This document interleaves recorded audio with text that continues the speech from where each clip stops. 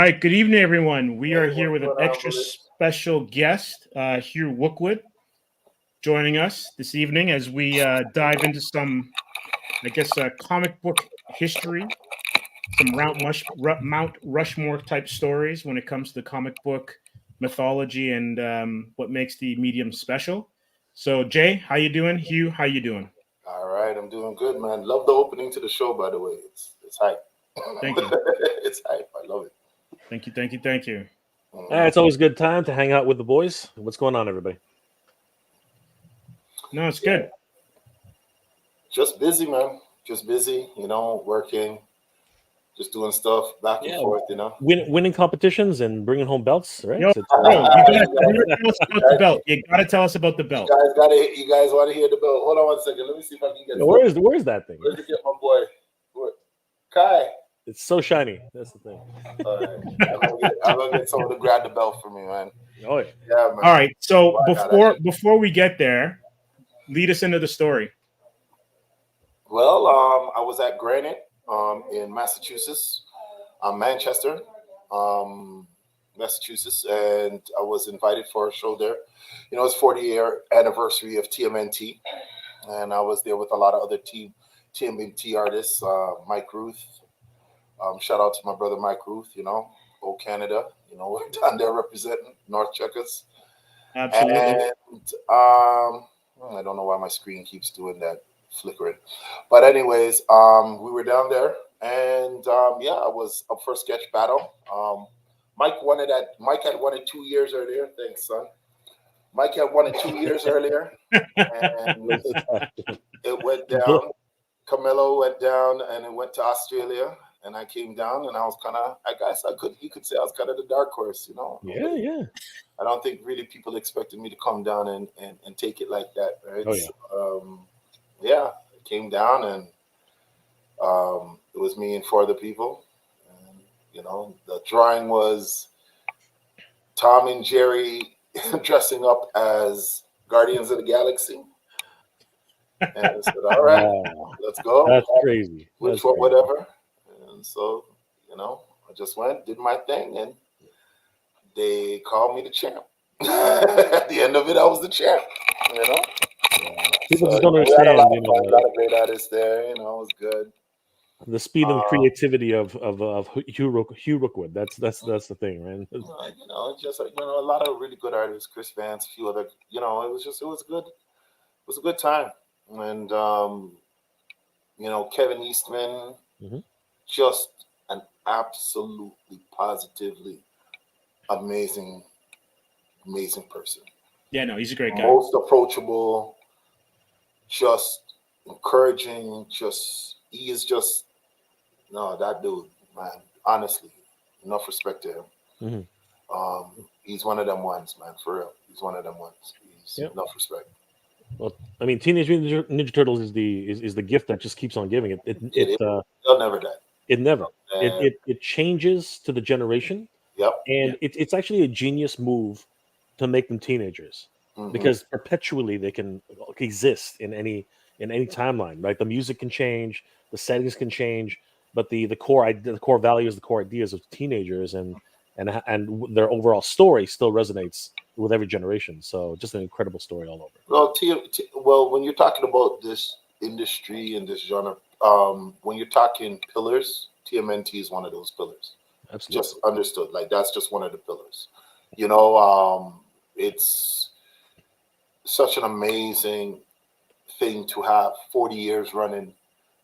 And, I mean, no disrespect to anything, like, you're on the Marvel or the DCs and you're doing these things that are recognized, like stuff like that. But, it's kind of like you get on something like that and you already have that sort of history behind you. There it is. You know what I'm saying? With Marvel DC. But like TMNT, like that original creator own, you know what I'm saying? One of a kind, boom. And just to see it go all these years. Like, I mean, when you think about it, when I was introduced to TMNT, I think I was 12? You know what I'm saying? Like 12, 13, maybe? Yeah. Like, it's that long. Like, I mean, that's one of them shows. I apologize, guys. I don't know why my thing is flickering. No, it's all good. It's not hurting it's not hurting anybody. It's all good. The way it's doing, it's just doing this flickering, and I don't Yeah. understand why. I don't understand why it's doing that. It's all good. I don't know if it's the StreamYard or if it's just the connection or what's up. Yeah. But it's just No, it's all good. It's not hurting Yeah, nothing. it's all good, man. Yeah, but a lot of people when they like depending on when you discovered TMNT, you know how old you were, where you were doing, either you discovered it on television or you discovered it as that underground comic, which just made so many waves. I mean, like it started off as a joke and then became this huge phenomenon. It's just it's incredible how things happen. Yeah, and once you get onto lunch boxes and bed sheets and pajamas, you're part of the culture, right? And like you said, you Hugh, are culture. You create yeah, you're creating culture. yeah, You know what I'm absolutely. saying? And as you said, it's generational. So if you're a Wave One fan with the OG comic book, the black and white comic book that Eastman and Laird did, you might not even know about the cartoons that came later because that was your TMNT. But then you've got kids nowadays rocking, the new waves of stuff, and they don't even know what the original stuff was. All And right. once you're at that point, then you've made it. Well, even the old role playing books from Palladium, right? TMNT role playing from Palladium. Like we played those characters role playing. You know, it was just like it's just honestly, it's just you look at and Turtle fans are just yo Turtle fans is next level. Like you know what I'm saying? Yeah. Like right up there with like Star Wars fans and you know what I'm saying, Trekkie fans. Like they're up there, man. They really love their turtle stuff and much respect, dude. They're really passionate and it's a culture, man. They love their turtles, man. They really do. Yeah, 100%. we had a massive line in front of our table at London Con, Hmm. and because Eastman was just down the aisle from us, and it was incredible the amount of people that were just waiting, and they came in waves. Like I don't even know if he fully understands the reach that TMNT has for the fan base. Well, I think I don't know, man. I'm telling you, this dude on Saturday, I think he came in at like what 10 a.m. And I swear he stayed till like 10, 11 o'clock at night signing. Like he just did not leave until he got everybody. Like he's just one of them dudes, man. Like for real. I have so much respect. He really loves and respects his fans. He really does. He really loves and respects his fans. He's just such a solid man. I have a lot of respect for that man. Solid dude. Yeah, and of course, what what Mirage has done over the years too. I mean, like it's not just him as an artist. It's also him as an industry leader, right? Hmm. The studio itself has gone and done massive things for artists and creators over the years, right? A lot of people don't realize just how much of an impact both of them have been able to do for the industry. So Hmm. it's great to see. And you know what? So many other properties have been inspired by Teenage Mutant Ninja Turtles. I mean, like like Street Sharks and all these anthropomorphic characters, right? Like Animal Warriors of the Kingdom now. So many different properties that are coming around, and I mean, it's just this wonderful idea of juxtapositioning, different situations and normal people becoming these incredible beings and coming in and just changing their worlds, right? It's crazy, crazy. Well, last Ronin was so. Shout out to Ben Bishop and the rest of the crew. Like last Ronin was so good. Like if they had said that is it for the Turtles line, it would have been the perfect way to end it like just completely. Said that's it for Turtles, never going to touch it again. It would have been the perfect ending. Like they did just such a good job. It was such a great read, And what's beautiful about it, like you said, them being so young and stuff. there was, there's so much aspects of the Turtles you can go to with their training, everything, just how they grew up. You can go right back to the first point when the mutagen hits them, and then they start their training. And, maybe Splinter didn't train them completely in everything. Maybe he gave them a touch, and maybe he sent each of them to go train with other masters to master their craft. Like, you could do so much amazing stuff with them, like, and just go off. And now they're starting off with Raphael, and then they're going to be Donnie, and and just tell these backstories tell these stories on just the individual turtles themselves. It's just crazy, man. Like, it'll never die, never die. Yeah, they can go back. They can talk about the. I mean, like Raphael, I think, is everyone's favorite turtle in a lot of ways, because he out of every of them has those internal struggles, those demons that he deals with, being different and not being able to cope with it, as the other ones are able to hide that a little bit better, right? But he's always got this anger inside of him, and each generational of turtles has been able to take different stories on how each turtle has evolved over the years, right? And Raphael's, if you take his first cartoon iteration, he was just a Joker, right? But if you look at it was just a consistent thing that Raphael always had these anger issues, as a teenager, trying to come to terms with who he is and where he fits into the world, right? And it was shown in the TMNT movie, so a lot of people first got a taste of that, like he was the loner, he was the one. And of course, his relationship with Casey Jones, you know what I mean? How that evolves with April O'Neil and all these great, interplays with the characters. And it's a testament to the genius of Eastman and Laird that they continue to recognize this and build upon it. And later on, talk about where the Foot Clan is, how it actually still connects with Japan, the families who are still involved, and Kasai and all these other characters who come later on, and and then Dimension X, talking about another entirely different facet of that. And then there's the branching out to the Archie comics. It's incredible how far TMNT has reached in the world, and now we're looking at what's it called, Tales of the Teenage Mutant Ninja Turtles, right, with these brand new tunes, and it's interesting seeing how that's developing now too. So it's, again, generational, just absolutely incredible. It's here to stay. It's not going nowhere. No, that's for sure. Yeah, definitely. And speaking of seminal ideas that are here to stay, Kingdom Come. I'm sure everyone here in the panel has had a chance to read it and maybe even owns it. And they currently have a Kickstarter. Pardon? Several times over, man. Several times over. Yeah, I've got it downstairs for sure. And apparently there's a documentary they're doing a Kickstarter for. Yeah. I did. This is the first time I'm hearing of it. Really? Yeah. All right. Really? So you know what? I'll bring it up. Well, I've got the video. Why don't we play the video first? Sure. It's the official clip. You can see it there on the. Actually, left to right. Do the dark out screen first. The legend of. No, let's do the legend of first. Okay. Yeah. I fell a great star from heaven, and I beheld and heard an angel.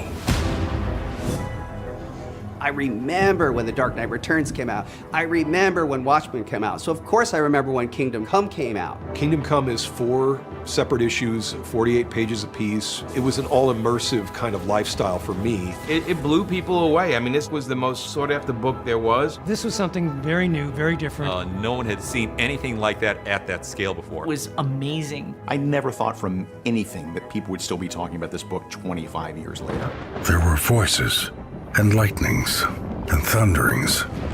This was my dream. What makes Alex Ross art stand out from the others is his approach to realism. You think of a Superman, you're thinking of the Alex Ross Superman. It almost looked like Renaissance paintings that we were told these were the masters. Alex was taking some of those techniques and applying them to superheroes. 1938, DC released the first issue of Action Comics, the magazine that introduced Superman. It gives you motion, it gives you expression, all in like a little magazine that you can afford. comic art would abstract the human form in a way that was very inspiring to me as a young person and something I would imitate for my whole life. Wish fulfillment. This is power fantasy. If I just had the abilities to do these things and make the world a better place, I could do it. He makes them look like real live superheroes. They look like Olympian gods.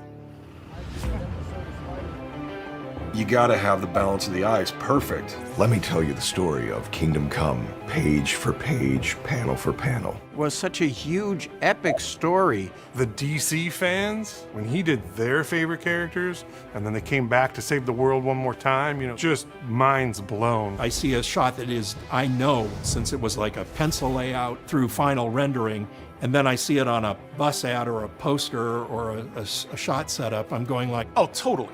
You totally see Alex's influence. The way material folds the shadows, the angst of the character, the history of the character. I mean, he's like Stellar Adler. He's the master class of how you approach comics. This is a true art form. It would weigh on us the way it would be perceived, but I always had this sense of like, oh, I'm making a legend right now.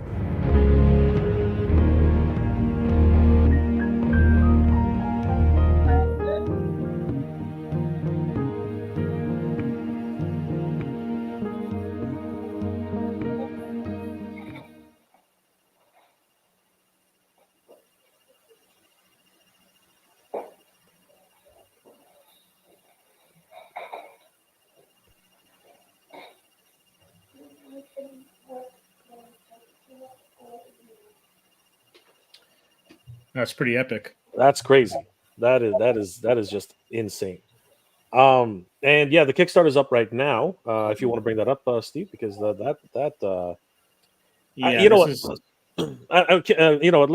what was the first time you heard of Kingdom Come? I mean, was it back?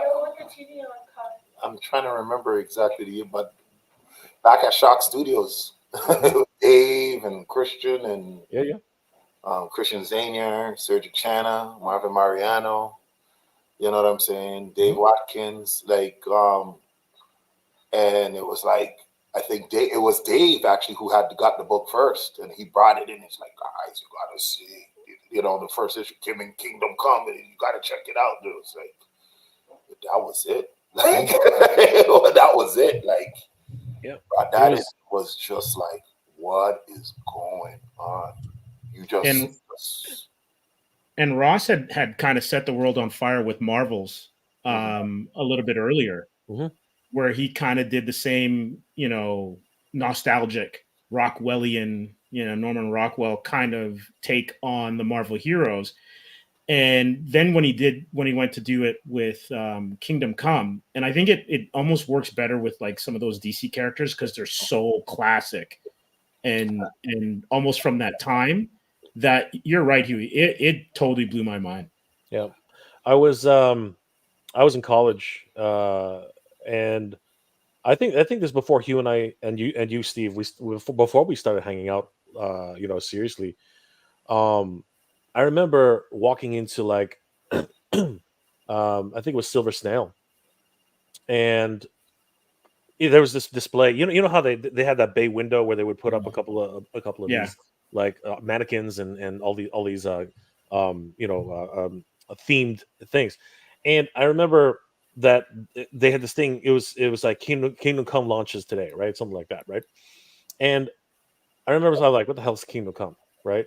And I remember I walked in and I'm like, hey, what's that display in the window? And they were like, oh, it's this new book, right? This is amazing, right? And I'm like, all right, who draws it? And they said, no, it's painted. I'm like, I remember throwing my head back. I'm like, painted? What the hell are you talking about? He's like, yeah, it's Alex Ross. I'm like, who the hell is Alex Ross, right? Because again, at the time, he was well known again for Marvels and things like that. But there is something about Marvels which I think Kingdom Come really lends itself well. The golden age of comics, the fact that and I love the story notes, right? The idea that they are gods, right? And it's referenced multiple times in the book that we view these heroes as gods, right? And I remember picking up the first issue, and I could never put it down. I could never put it down. You know, my brother Dex, he basically stole it from me. Like, he would not put that book down. Like, the page after page after page, and it's really a shame. Here's the thing about Kingdom Come too, right? It's really a shame it's so small. You know, the format of the book is just, it cannot contain the frescoes that Alex was putting together. You want to see them on these murals. You know, you want to actually just pin them up on the wall and see them like that, because what you actually see in the book, it's, you don't see it every time you look at it again and again and again. You see something more every single time. And again, the overall layout, the story with you know, a pastor and the way he looks at the world, you know, the Spectre and what they do, it's completely different from what you would expect from any other DC book. It literally takes characters who, in a lot of ways, are forgotten from like years ago, right? And don't have their own books anymore, and it brings them to the limelight, and then talks about their kids and their descendants and the war that metahumans have, and the ants that just live around the rest of the world, and we're just being crushed by these boots. You know what I mean? It's just an incredible look at superpowers as a, and again, what we do to defend ourselves. It's amazing. It's an incredible book. Like, I couldn't get enough of it. Yeah, and I guess looking back on it too, it's kind of like a comment on comics at the time, because you've got the new wave of heroes in Kingdom Come who are, you know, more aggressive than the old guard, and you know, the old guard's kind of pushed into the background, and that's kind of what was happening in the 90s, right? With the debut of Image and Wildstorm and Top Cow and all those houses that were creating different kinds of stories for a different market, and they really turned everything on its head. And it's kind of interesting how, like, when you look at how Kingdom Come kind of plays out in terms of, you know, the specter of good and evil, you get a story where it's almost like the old heroes are still worth something, you know. Well, Kingdom Come is like, honestly, it's just the perfect book when you want to introduce somebody to comic books, when you want to say what is the power of comic books and what that this medium comic books can do. You give them Kingdom Come, and it's just like, oh, okay, I understand now.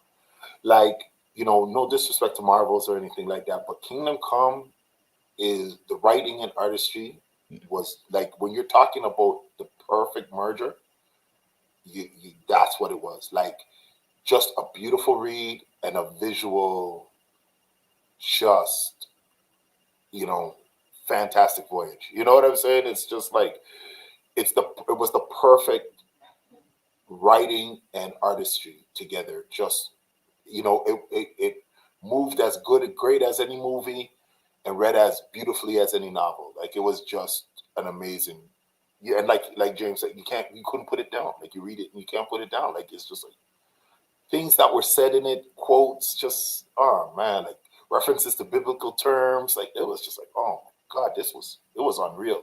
And like, at that point, you hadn't read nothing like that. Like, hadn't seen nothing like that. Yeah, the theme of gods and mortals was evident almost every step of each stage of the book. You know, we talk about Batman's faction, right? We talk about Lex Luthor's faction. We talk about, you know, the old guard versus the new guard. How you know, the metahumans of the future do not really regard humans as actually, you know, being in their way. Literally, they're just inconveniences, right? All the themes of protecting people versus doing what's right versus what's wrong. Like, you know, all these, you know, I think the most powerful one of the most powerful scenes is when, I can't remember, I think it's like American Avenger. I think that was what his name was. He literally was turning on the immigrants on Liberty Island and saying that, you know what, we don't have enough room in America for all you, and started literally murdering people. Right? Spoilers ahead. Sorry, just keeping it out there.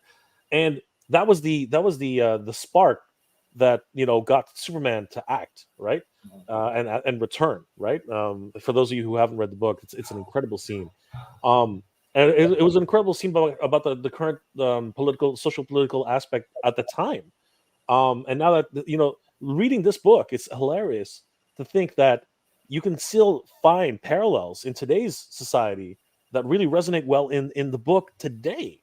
You know what I mean? Like they were like, it's the writing was just so genius, and it really did play with the idea of if someone did have the power to stop everything, right? And had the power to make judgment over other people, and then that word comes up multiple times in Kingdom Come as well. You know, who has the power to render judgment, right? And again, like characters like the Spectre, really, you know, there's like, again, if you haven't read it, which I don't know why you haven't read it yet, please read it.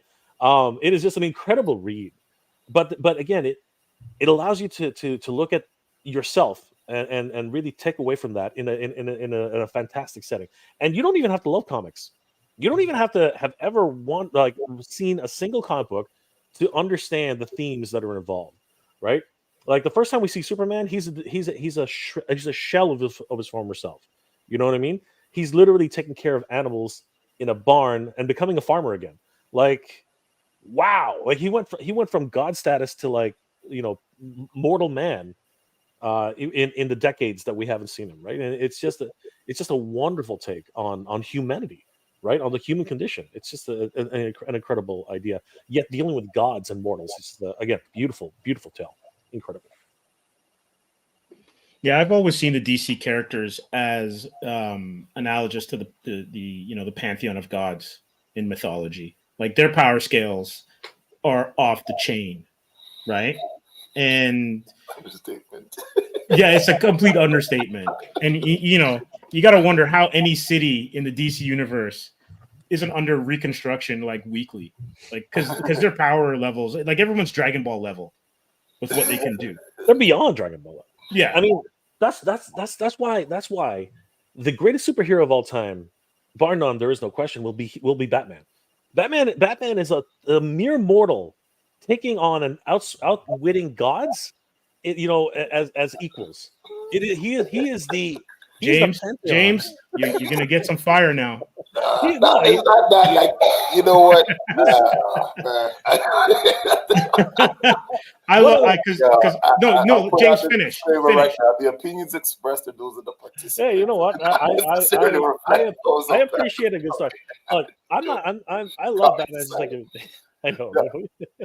No, you know what? Like, let's not even get it twisted, man. Kingdom Come also was created to remind cats, you know what? There's all these superheroes out there, but let's make you remember why Superman's that dude, you know? Yeah. And it was just done. And I'm not even a big Superman fan. I'll be honest with you. I'm not a Superman fan. Sometimes I find that, you know, his stories are just so up and down with his power level. I can't get into him. But Kingdom Come was just a beautiful way to reinforce that. Look, we are DC Comics, and this is the dude.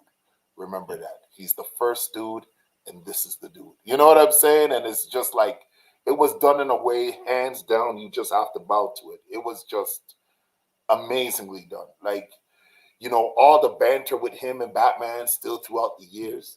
You know, the beautiful scene when they're in the Batcave and Superman is trying to convince him to help him. And he's like, but we can still be the world's finest team. Like, I just was like, that was so beautifully inserted there, man. You know, we can still be the world's finest team. And then when it was like, yeah, but you're forgetting about one character, one person. And he was like, who? And he's like, Marvel. You know, because a lot of times people didn't give Captain Marvel that. He didn't get his due.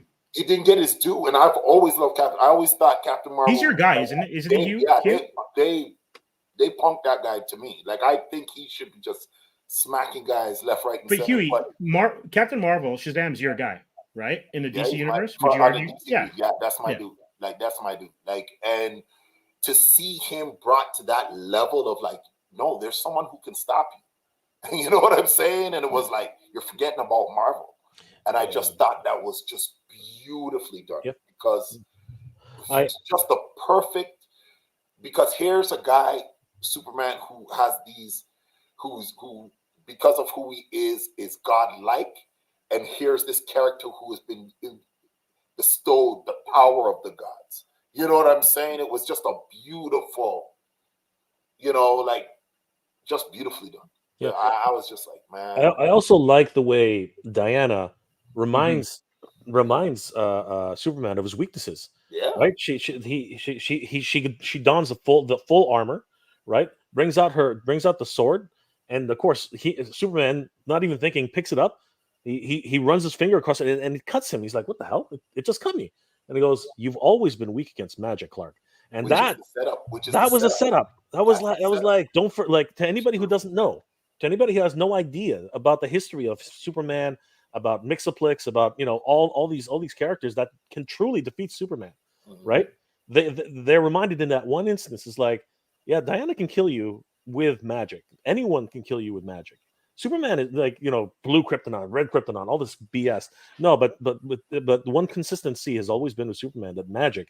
He's never been able to deal with magic properly, and that became incredibly evident. It doesn't matter how strong you are. We're talking about the strength level of Shazam versus Superman. That's not even a question anymore. The real tipping point at that one stage was definitely magic, and he had to figure it out. He's like, all right, what do I do now? I'm being destroyed here. What's my next move? And again, in that moment, he like right away. Wow, what a conclusion! It was amazing. Again, written so well. And Marvel's showdown with Kal-El was so epic because not only were Waid's words like just so poignant, but also it was a battle that showed that each one of them were remarkable in their own way and in their own light. So the amount of damage and the way that the damage that Shazam was able to put onto Kal-El was amazing. And then Kal-El coming out of it the way that he did, considering, Huey, that you're holding a belt, it's kind of like some of those wrestling things, like where the Hulkster would kind of find his energy and come back. It had that kind of vibe that when you're reading it, you can't help but be hyped. I don't even know I don't even know how much we can talk and reveal because there's so much oh yeah. You know what I'm saying? Like, there's so many moments. It's not like there's only one big moment or two. Like, there's just so many moments. But I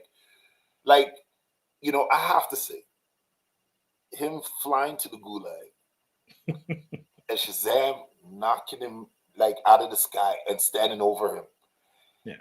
And when he cried, 7 thunders under their voices. Guy, that for me was just like, oh, guy, it still sends shivers. Still sends chills down me, like, guy, just him standing over like, boy, you done did it. Like, you know what I'm saying? But to use that which is a biblical term, yeah, 7 thunders under their voices. Guy, I was like, it was just set up like James, setting up from Wonder Woman right to that point right there. You were like, then Batman said, yo, you forgetting about someone can stop you, Marvel. Yeah. And for some people, Superman might have been the Superman show in that regards, but for me, I feel like they elevated Marvel in that series too, to say, no, this is one of them dudes you need to pay respect to, and you know what I'm saying, because he's very, very powerful character, and I felt like with Marvel, I always felt like they just never done him right. You know what I'm saying? Considering his abilities, I just always felt that they've never done him right. And I just felt like Kingdom Come, scenario, you just felt the epicness of what Superman was in with that situation. And it just like, if it was a movie, it would have to be like 4 films. You know what I'm saying? 4 3-hour films. On some Lord of the Rings type. You know what I'm saying? You can't tell a Kingdom Come in like one. It would be incredibly difficult, true. Yeah. But it has been done, and it can be done well. I mean, I remember the Avengers, and I'm thinking to myself, how do you contain all these huge egos into one film? And somehow they made it happen, right? But especially with Shazam, with Captain Marvel. I mean, I always thought that it's a shame about the naming rights and the fact that they, for the most part, they basically dwarfed Marvel because there's this constant struggle with again Marvel, right? They're like, oh, we own Captain Marvel, right? We have our own Captain Marvel, and then there was always that thing, and of course Superman being the big boy on on the hill, and again, like even Captain Marvel himself was he was acquired by DC from what was it, Duck Comics? I can't remember. Huey Comics, wasn't it? Yeah, something like because at one point or Atlas Captain or Marvel something was like that. outselling Superman. Yeah, that's why they acquired him, because Captain Marvel was actually outselling Superman at one point. Absolutely. Yeah. Again, the story, the power of Atlas, the intelligence, the speed of Hermes, like all these amazing. Guys, like take a moment now.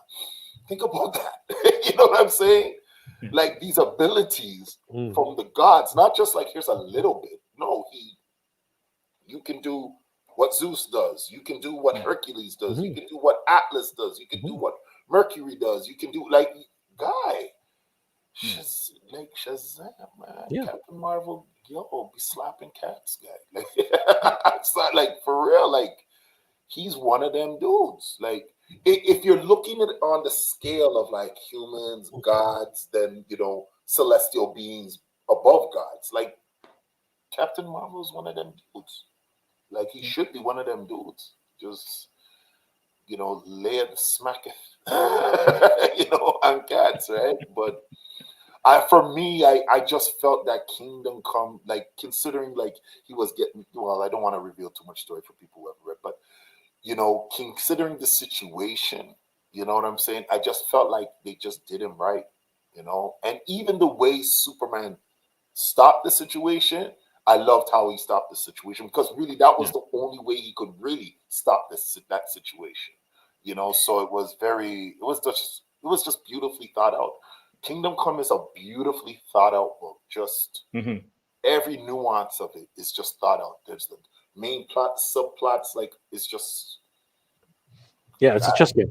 It was literally a chess game. It is really what you need to look at and say, okay, when I'm doing my thing, like how do I want it to feel? How do I want it to move?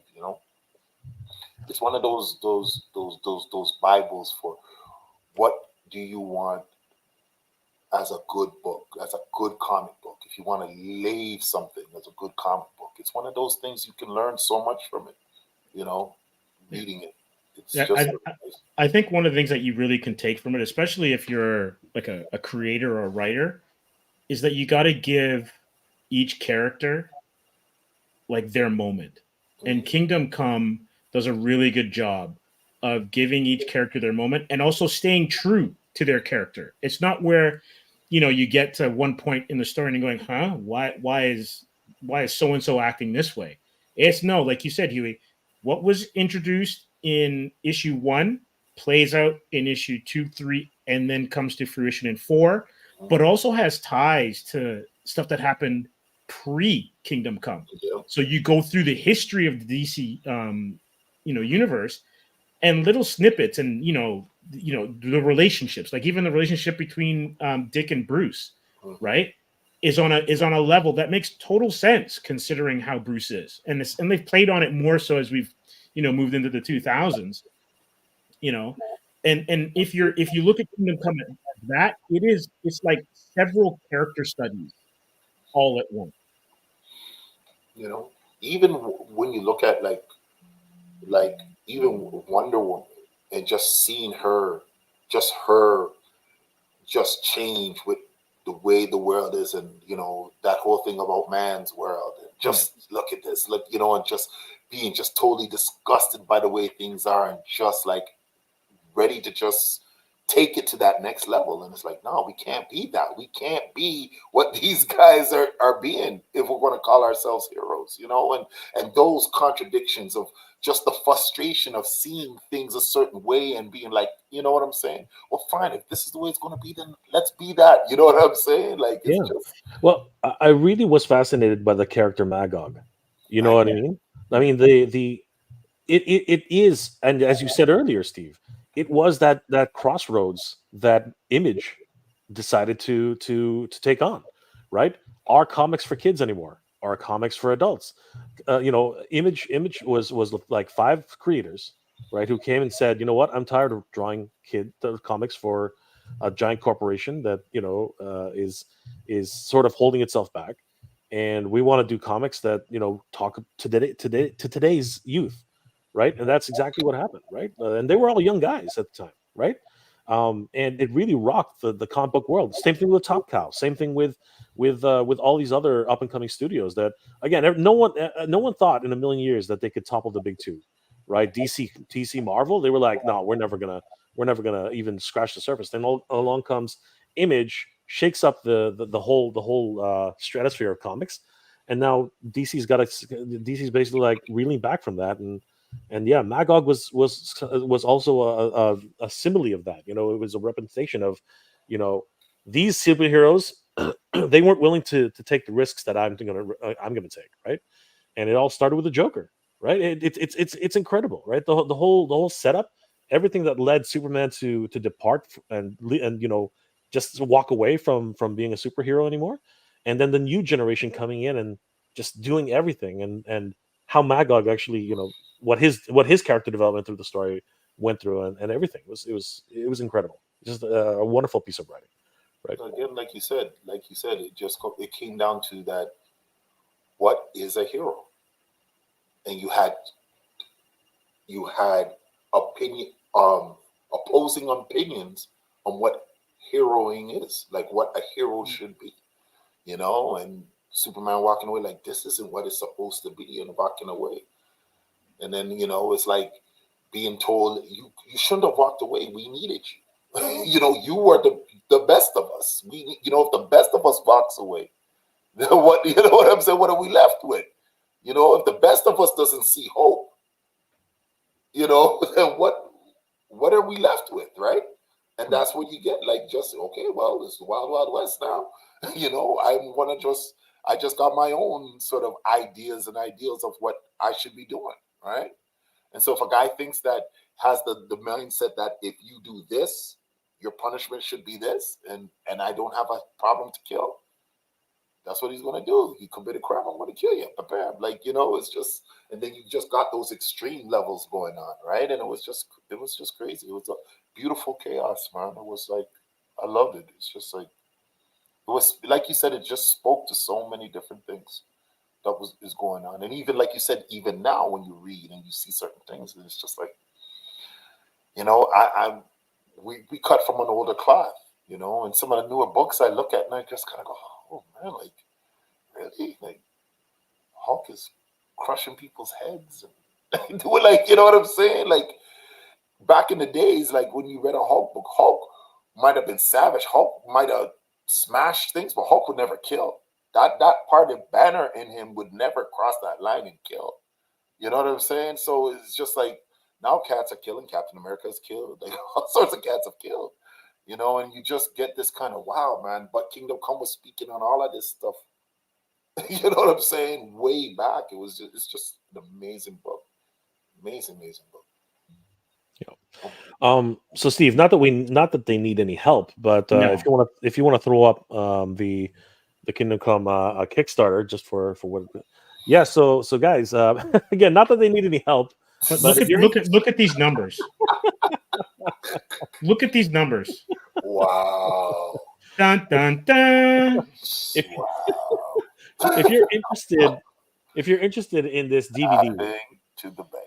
Yeah, if you guys are interested in supporting this DVD, this the Legends of the Kingdom Come, they've already smashed through.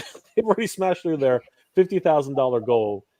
They're at $356,420. 7x of their asking price. Just absolutely 7x. Wow. Yeah, it's absolutely crazy. Let's see exactly how far they are. They are. All right, it's no longer even bothering to tell us anymore. But yeah, like crazy amounts of money being tossed around here. You have several different levels. You can pledge $1, you can pledge $30, right? But the reality is that this is a. I love this. Thank you for 350. Like crazy. So now they're going to be able to go into different parts of the storytelling. They have mini prints that 1 in 100 backers gets a signed mini print by Alex Ross.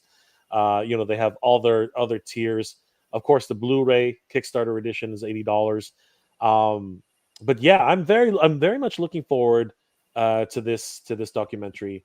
And there's just so much going on and so many things.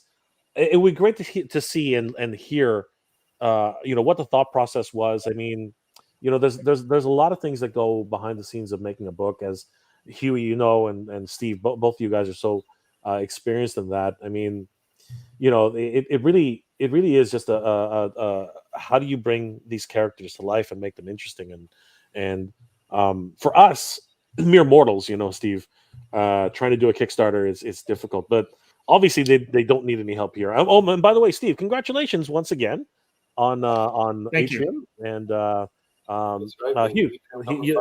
you've heard Atrium. Baby. Oh yeah. Atrium 1 to 5 has smashed its goal, and guys, there's still time. There's 20 days left to go for Atrium. They're at $1,850 of a $112,000 goal, and of course, incredible book. So guys, definitely get your Atrium right now. Time of the independent, baby. Time of the independent, man. Come out, man. Put out, absolutely.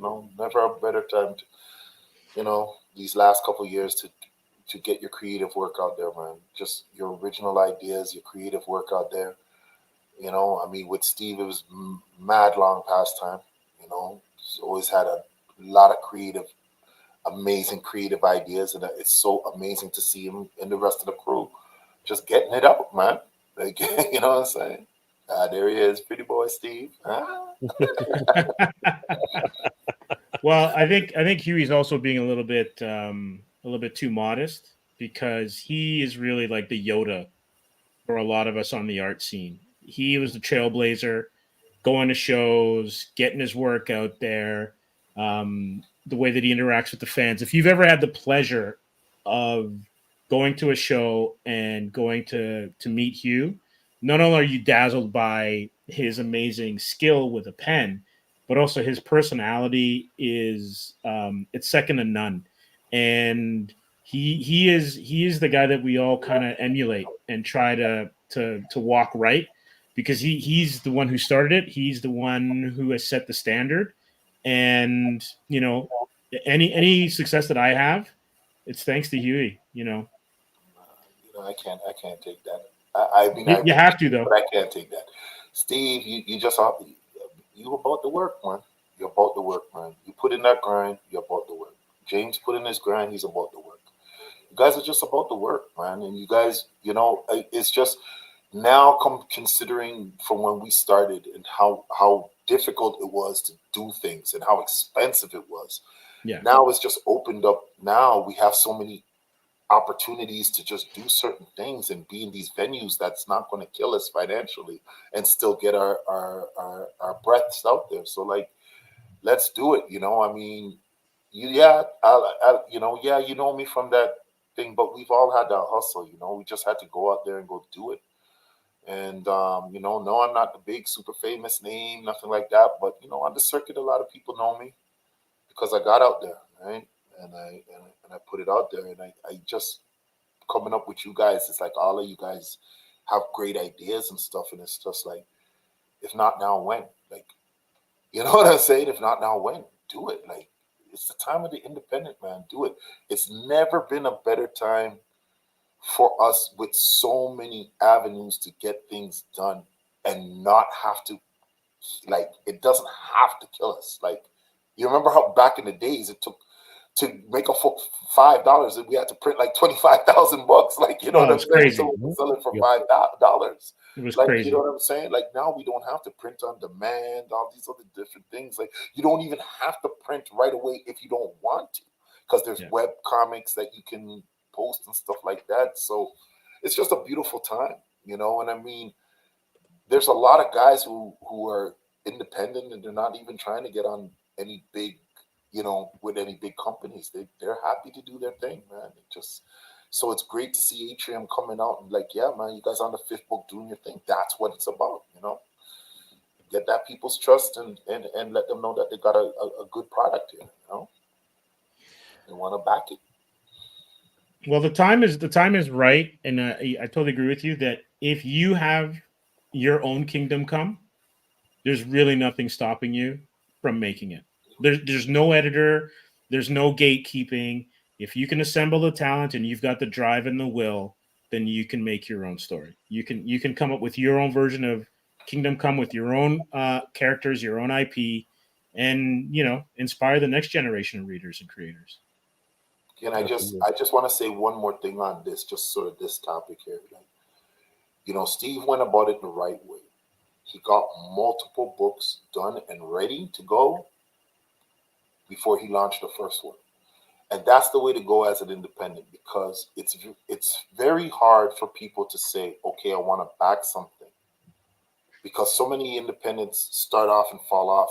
Some people don't make even second book. You know what I'm saying? And so if somebody's going to invest in your stuff, like, it's like, well, why should I spend the money with you and not pick up the Spider-Man book that's already, you know what I'm saying, has that history? I know it's going to come out every month. So as an independent, it's so important that you're timely and just boom, boom, boom. And I tell everybody, man, get 3 books done, man. Get 3 books done, and then launch the first one. And I'm telling you, by the 3rd, if you can show people that by the 3rd and 4th book that they're, I can get trust me, it just changes. I'm watching it happen for Maze Studios right now with their series called The Mistakes. They're like going on books 5, 6, and 7. Yeah. And I watched it change right from book 3. I just started seeing people now really starting to pick it up because there's that consistency, and this is the way to go. 5 books now. Steve put all these 5 together. Now it's a trade. Absolutely. Now with the trade paperback, guess what? Now you're in Chapters in Indigo.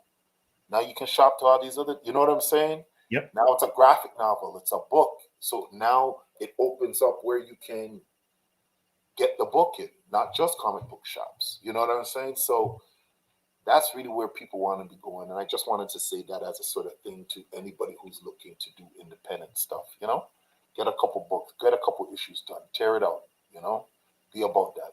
Yeah, no, I'm on board with that, with what he was saying. I mean, like, right now it's a crazy time for creators. I mean, like, there's never been a better time to make your dreams happen, right? And Kickstarter and Indiegogo and even GoFundMe,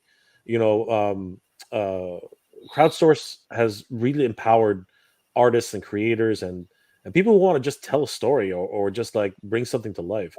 There's never been a better time to at least give it a shot.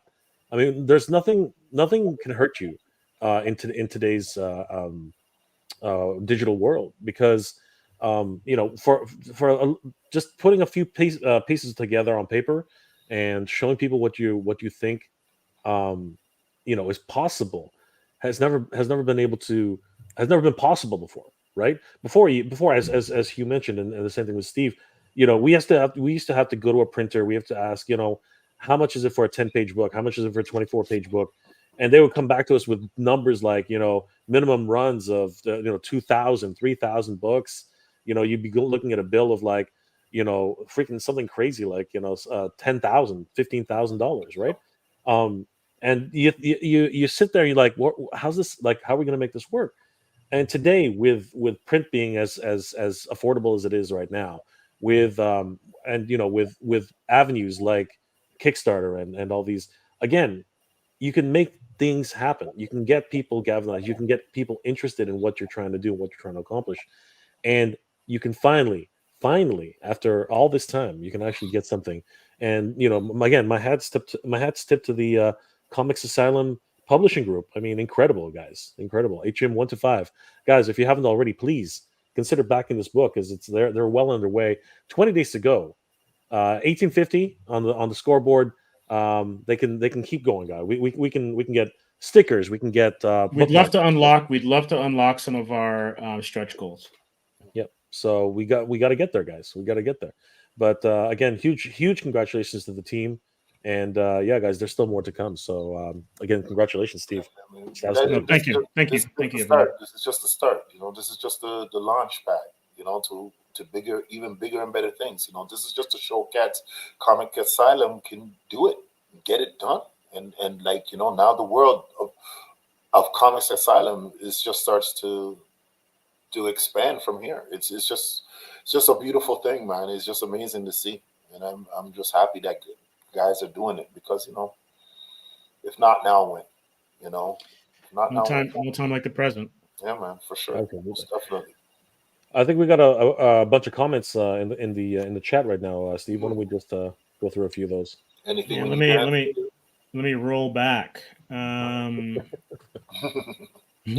the big foot and the elbow. Mothman 46 says the champ is here. So talking about you, Hugh, with the Yes, belt. sir, baby. Yes, sir. Break the walls down. on some Jericho type stuff, bully. Looks like you have a challenger here. Is he putting that belt on the line? Because I have a different way of acquiring it. That's Andrew Davis. Why you gotta be with even looking? What's this little devil? What's going on with your little evil emoji guy? What's going on? Why can't you love? Mothman, I was introduced to TMNT by Megan Fox. What a terrible way. What a terrible way. I got to meet Judith Hogue, the original April O'Neil. Oh, that's cool. Yeah, it was great. I got to, like original Leonardo, Raphael. Like, it was just great, man. It was just like, it was really cool, man. Nice. Really cool. Secret Avenger says The Rock is in the house.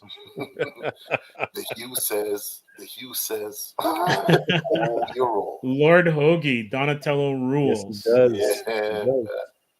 Skeletor says that Alex Ross made them so realistic. And I think that that's a great point, because up until that time, it was always like whatever the style of the artist was, that was kind of like outlandish or extraordinary. And there were artists that were pretty realistic, even though they had like John Buscema, Claudio Castellini, Neil Adams, like that ilk of illustrators. Like, they weren't comic book artists, they were illustrators who just happened to be telling comic book stories. That was as close as you got to realism, right? And then I guess you could say that Jim Lee followed in that tradition with a little bit of a different kind of energy.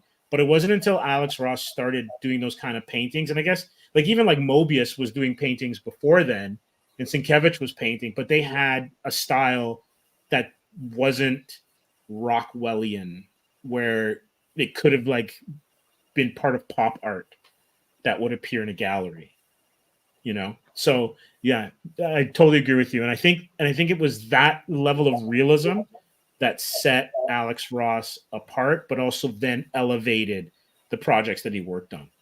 Whenever you go to a Comic-Con, right, wherever he is, if it's San Diego Comic-Con or if it's like New York Comic-Con or any of these bigger, huge cons that Alex happens to go to, he sets up like a gallery. I don't know if you've ever seen the displays, guys, but literally it's a gallery. Yeah, it's not Chicago. Yeah, exactly. It's not like these comic book, big splash, like things, craziness. No, it looks like a actual beautiful gallery. You walk through, you see the pieces, you talk to literally art authorities, right? They're like white glove, like suit and tie, and you say, how much is this piece? You literally talk to them like you're buying pieces of artwork, because you are. Yeah, you're buying and it says this is 1 of 300. This is 1 of 500. They're numbered, right? So when you buy an Alex Ross piece of work, you were actually buying something for your collection, right? And people buy them and put them in their living rooms. Even people who don't like comic books, they are just that good, and that's what really sets them apart. Jay, where I ran into his artwork and I didn't expect it at all? In Vegas. I was in a mall in Vegas on the Strip. And I guess what they do is they rotate galleries in and out of this particular venue.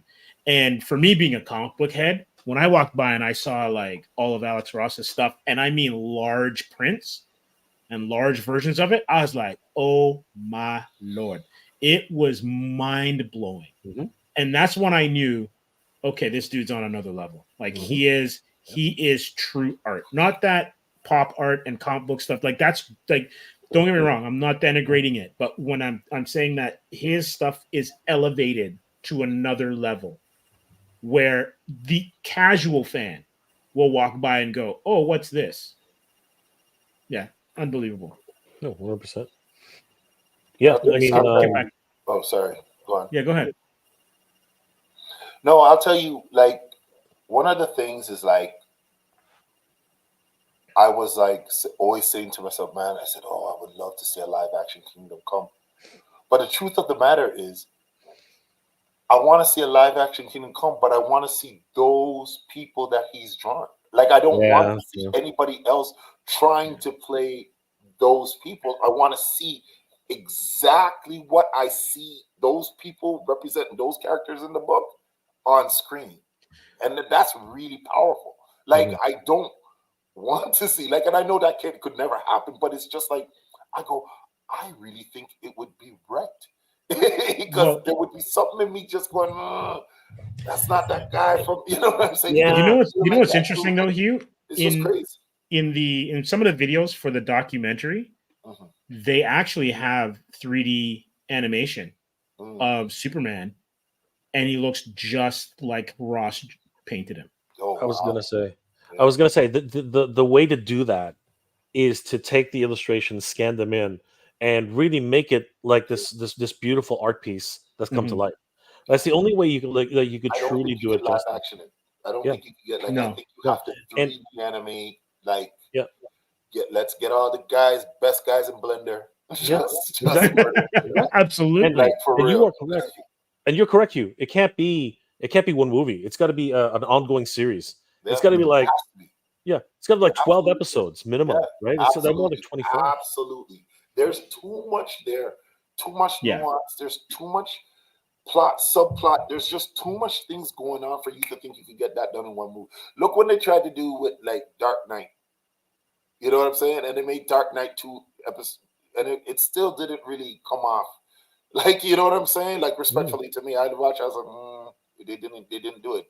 It didn't hit like reading the book. It just needed to have that pacing and stretch out a little more. You know what I'm saying? But this is something I don't want to see somebody else trying to play that dude. I want to see that dude. I want to see that design. I want to see that look. I want to see that feel. Like, Wonder Woman, everybody, like, I want to see that. And you're absolutely right. Like, let's get out the Blender crew and start 3D, messing it up, because it's just, I think that's the only way to do it and do it real justice. You know what I'm saying?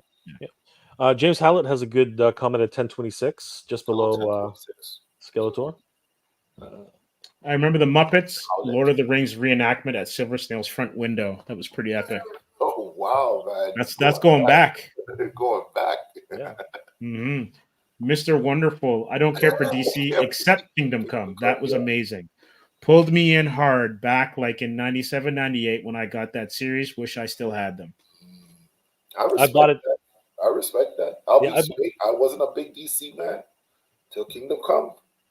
I bought it multiple times over. Like I've had them. I've given them away. I've bought them back. I've bought the anthology. My Dex bought the anthologies. It's crazy. Very nice. Ryan Lee. Hi all. Alex Ross is my all-time favorite comic artist. He truly captured the godly nature of the characters. So true. 100%. Definitely. This is for you, James. Batman always finds a way to win. No. Here we go. Let me be clear about what I said. You talk about all these godly characters, and I was like, Batman always finds a way to win. Let me be clear about what I said. Although let's just really quickly, okay? Batman is a strategist. Batman is the thing, and again, he challenges gods. He's literally gone to Acropolis, and he's literally stared death in the face with. Because someone wrote him that way. Hey man, right, Batman in the next episode and say, you know what, Batman, I'm Superman, tired of you. Let me chuck you into the sun, and it's done. 2 pages and it's done. Trust me. No. James. Considering what Huey's saying, right? And this is what I say to all Batman fans. When Doomsday shows up in BVS and my man's hiding behind a busted I know, right? I know. That to me was all I needed to say about Batman. Let me tell you, that's so true. I like Batman. No, come on. Here we go. The man was a real help. Watch your style. Justice League. Not Justice League Unlimited, Justice League. Remember the animated? Yeah. Yes. Remember when they had to go to Themyscira Yep. to rescue Wonder Woman's mother, Hera, and it was Ares. Sure. Yeah. And he was there, and he was so they're all fighting. And Batman said, "I'll never forget. I'm going to stay back. This is bigger than me." And I went. I said, "Favorite arrow. There ain't no batarang going to do nothing." He whipped one batarang and went poof, and he went, "This is bigger than me." Go to it, guys. Go, gang, go. It was like there was nothing. Let me say, there's nothing Batman can do. Batman can't throw no acid on no Ares. Batman can't hit him with no bolo. Batman, it's just let's. No, okay. When Batman is in Gotham City handling Gotham stuff, I love this dude. Yeah. In his element, he's my amazing. favorite villain is Ra's al Ghul. Like, I love Batman, Son of the Demon. Any of you guys read that? That is my Batman story. But Bully, as soon as you put him in Justice League, and then he talking trash. And he walking up to guys, big chested, talking trash. I said, "What are you talking about, Batman? Which one of you guys can't chuck you? You telling me Green Lantern just said, you know what, enough. You don't need to breathe no more. Breathe. Oxygen done. What are we talking about? You can't change into yellow and stop Green Lantern." This is what I'm saying, though. This is what I'm saying. So I don't want to get nothing twisted neither. Okay, I'm not stupid. I know that when push comes to shove, a mortal's not going to take on a god, right? I know that for a fact. Which is why in I can't remember which series it was, but there was a series where they took on they took on the reverse versions of themselves. I can't remember which one. Oh, which the series it Injustice was. Society. Yeah, but like Ultraman. You know, they took on Ultraman. They took on Superwoman, right? And I remember they sent the Shazam family over to our universe, right? They showed up. Batman's the only one there, right? Batman's the only one there, and he's like, he's like, oh god, he's like throwing batarangs or whatever. But he clicks the alarm. The two Shazam guys are like, "What are you gonna do?" He says, "Oh, that's okay." And you know, all the rest of the Justice League come rushing back, because again, that's how that works, right? Because he can't take on any of these guys. Yeah, but look what happened. The whole Batman. What he said, Aquaman, that dude's stronger than you. And there's the thing, right? He's the only one, but he's the only one who jumps into the portal, right? Takes on Superwoman by himself, right? And spoilers ahead to everybody. Gets basically she cracks his rib. She literally toys around with him for like 10 minutes. And she's like, "Oh, I like the little noises you make. You know, I love it when my pets make those little noises." And she could have killed him she could have literally killed him at any second, right? He had to outsmart her again, just like he always does, right? And even at the end of that episode, it was one of those things where in order to save both galaxies, he had to do something crazy because Owlman had lost his mind or whatever the heck it was, right? Owlman was whooping his ass. Oh, dude. Yeah, there's the other thing. Was whooping his ass. He was whooping his ass. I loved Owlman in that. I was like, damn, Owlman was ridiculous. Owlman was whooping his ass. Man, come on. I know how your moves, Bully. I was like, damn. Had my man running, my man just slapping him. You like, all he needed to do was one of these. Owlman just needed to rub the backhand. It just. Like, he was giving Batman the slapperies, guy. I don't even tell you, man. But come on, man. Batman, like, really, let's be honest. Like, when he's kept in, like I'm not saying Batman isn't a strategist. Batman is, but you remember even when you read old Superman comics, Superman would be doing things, and they would write, he moved at a nanosecond. You know what a nanosecond is? A billionth of a second. Batman ain't thinking that like Flash would be Batman would go, "I'm gonna stop you. Where am I in these prison bars?" Like, Flash just moving to a prison before he even like we just need to be we just need to stop. Like, I love Batman. Don't get me wrong. But when Batman's in certain scenarios, Gotham, all of that kind of stuff, and if he's wearing armor and his bat wing or doing all these guys, I understand when he's joining the crew and helping out, but let's not get it twisted. You know what I'm saying? There's a lot of guys like Martian Manhunter, really telepathic powers, just like Batman sleep. Like, what are we talking about right now? Like, Bully, they just sometimes I think these guys, right? They don't think about none of that. It's just like, man, like Batman, I love you, man, but come on, man. Yeah, you know what it is though. Sometimes it's just economics. Batman. Yeah, like Batman drives You sales. should have a meeting in the You gotta Batman big up. Council You gotta gang big up and Batman. say, Batman, calm down. Calm down. You calm down. Let the big boys talk. You calm down. Just, oh.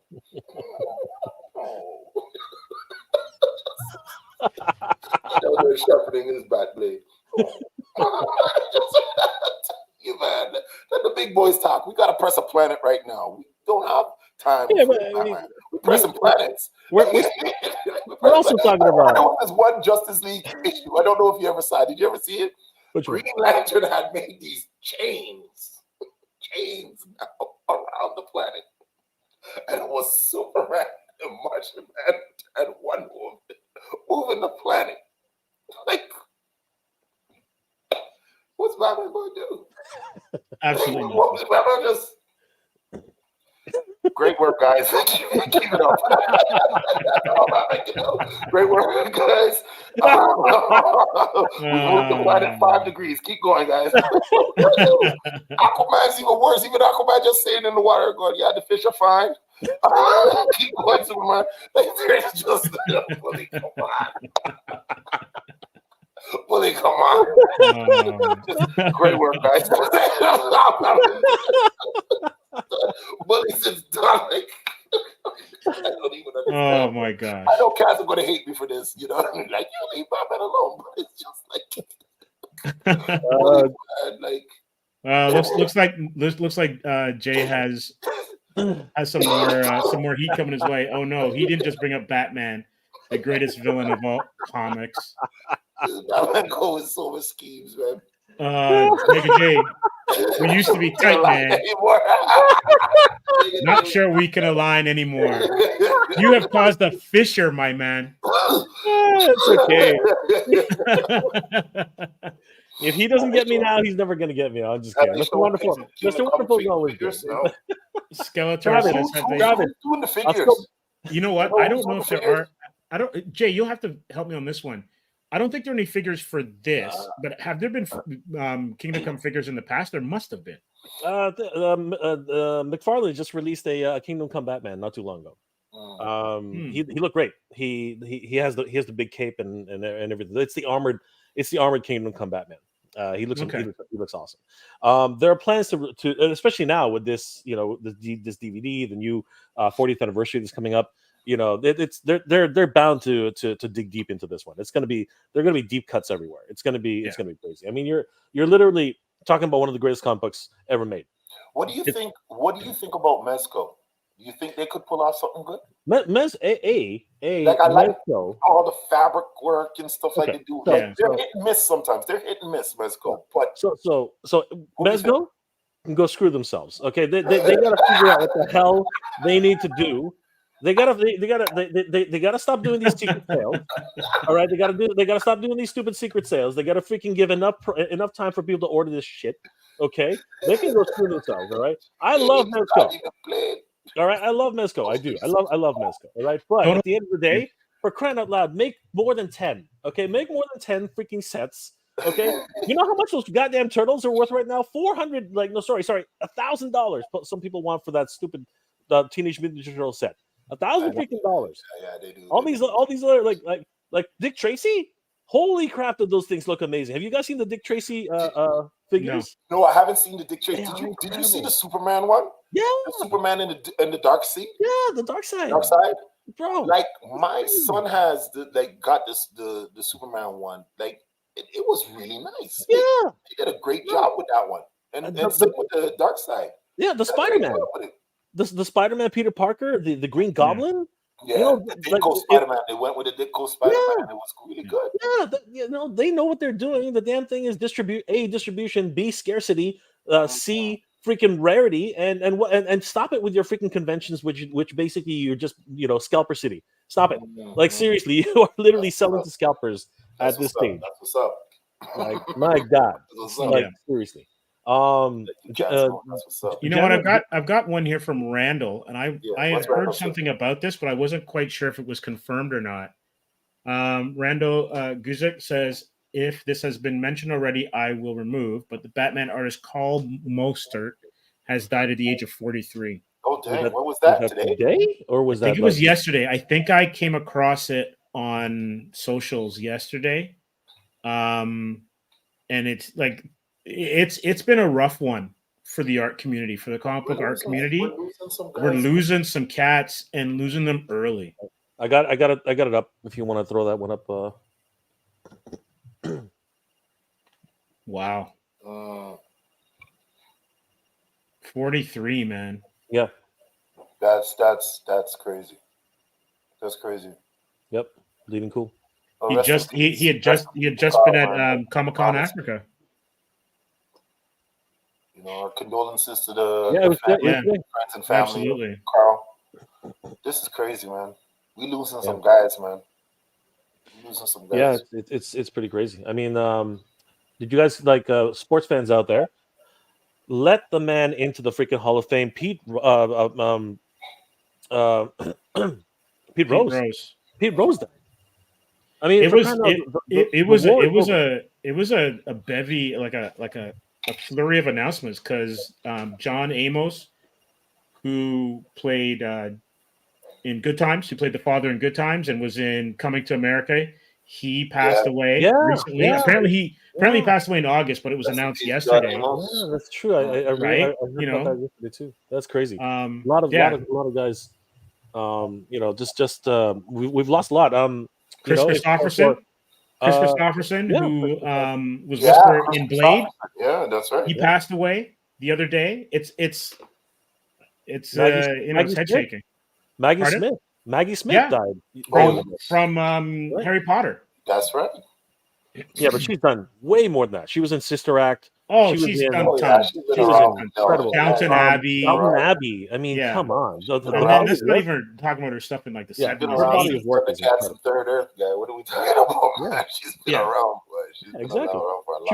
She was in Hook, for crying out loud. Hook. You know what I mean? She was incredible actress, right? She was in Clash of the freaking Titans, man. Like seriously, she was there. Hera. You go. She was Hera, man. Like just a loss in so many different things. This is what I'm talking about. Like time isn't going to give you time.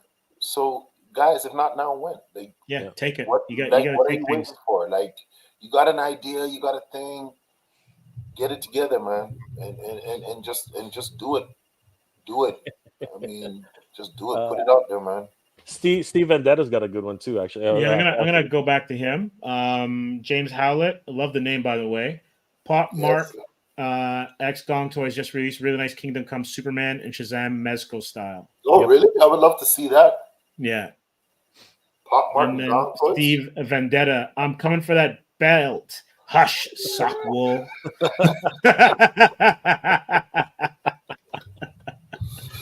Oh, Steve, you picked the wrong fight. I'm telling you right now. What? Let's take out the measuring tip again. How tall are you again, Huey? 6'6". Yeah, he's not short. He's not a short man.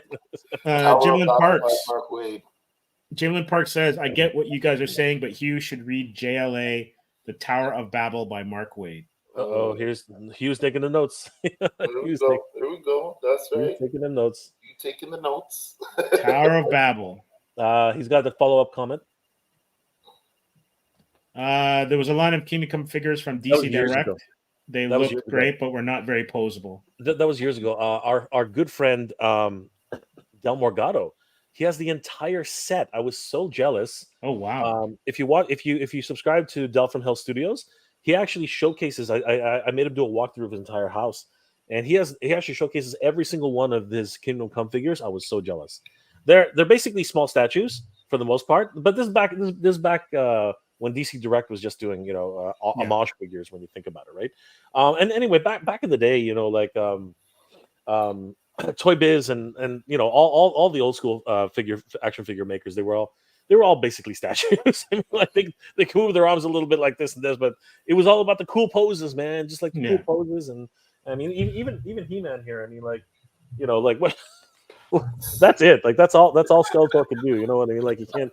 He's got the spring action, but that's about all you can do with the back to the 90s. The reason why I asked you about Mezco is just like when I look at when I see these figures, I want them done with like the fabric, like, you know what I'm saying, and all of that. I don't want just like a plastic, you know, painted on stuff. Like, I would love to see those integral like details, you know, the plastic, like Wonder Woman have a nice rope that is like, you know what I'm saying. Have you seen the Fantastic Four, Hugh? Yeah, the Fantastic Four is dope. I liked it a lot. Gorgeous.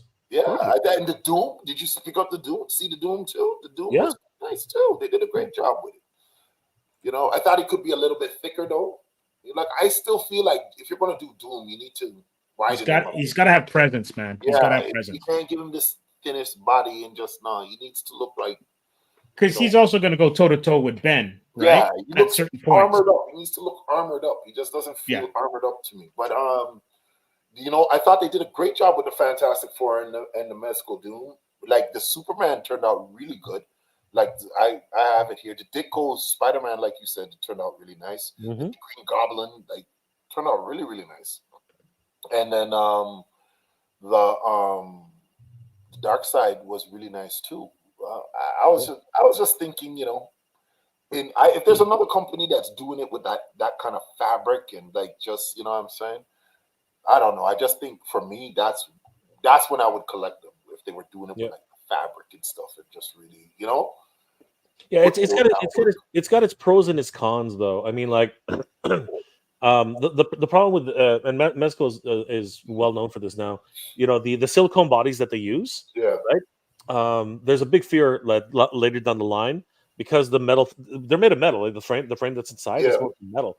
So the fear that a lot of people have is later on, enough manipulation and enough, if you play around with it enough, and they're going to rip the silicone bodies that they have. They're going to rip.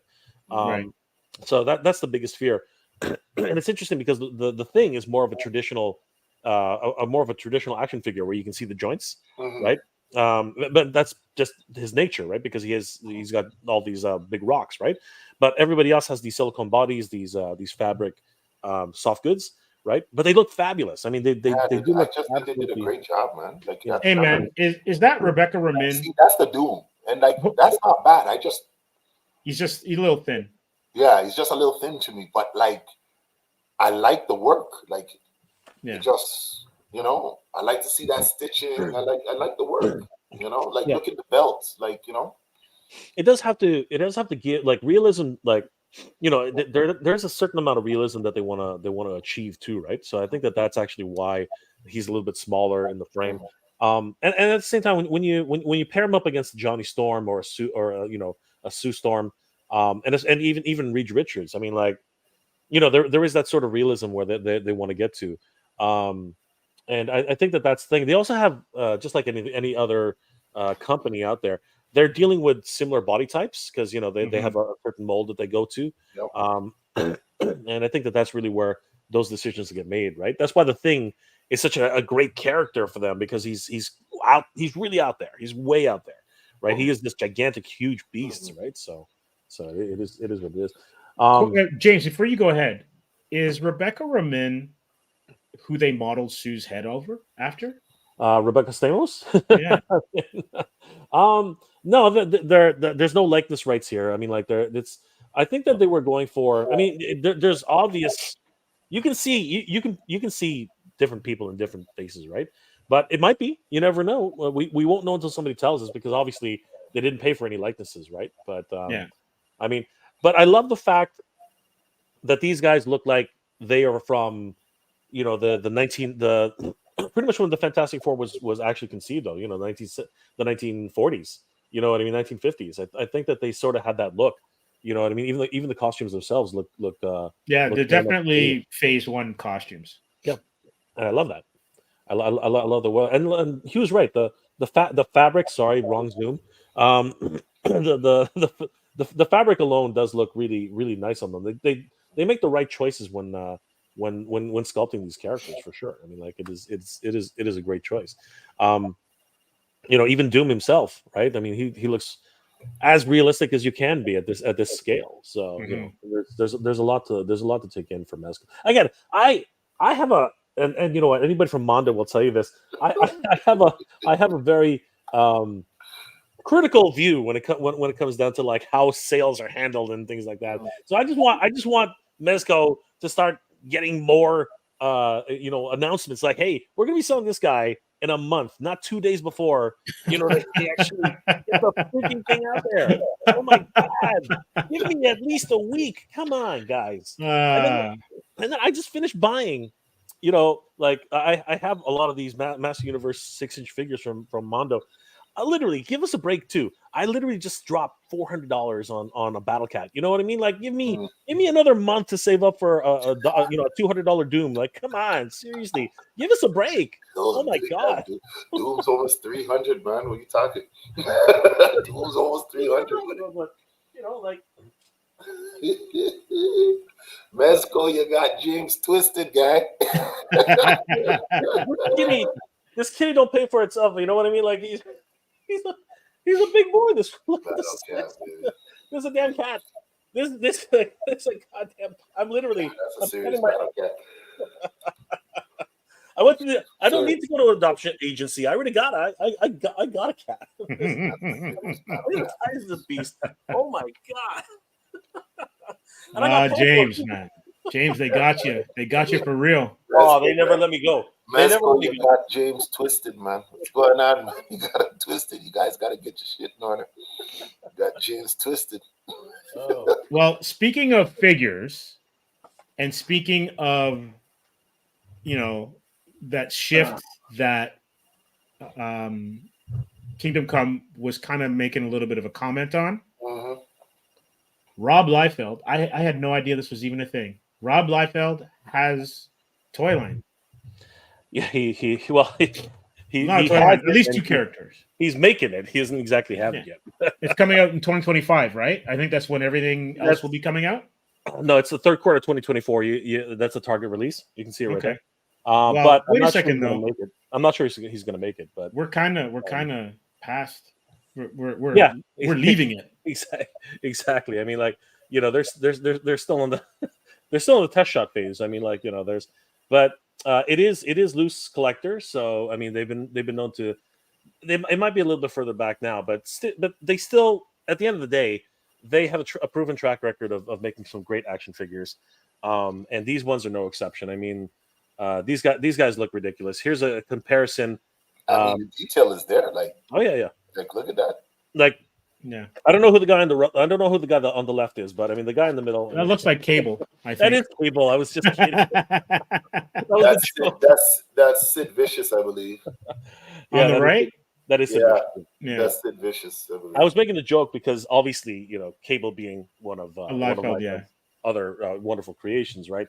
And of course, this one here, he looks exactly like, there's not much variance there when we're talking about head sculpt's a little bit different. It is 100%. But I mean, you can see a lot of inspiration there, right? But yeah, they're going to be about 6-inch scale for sure.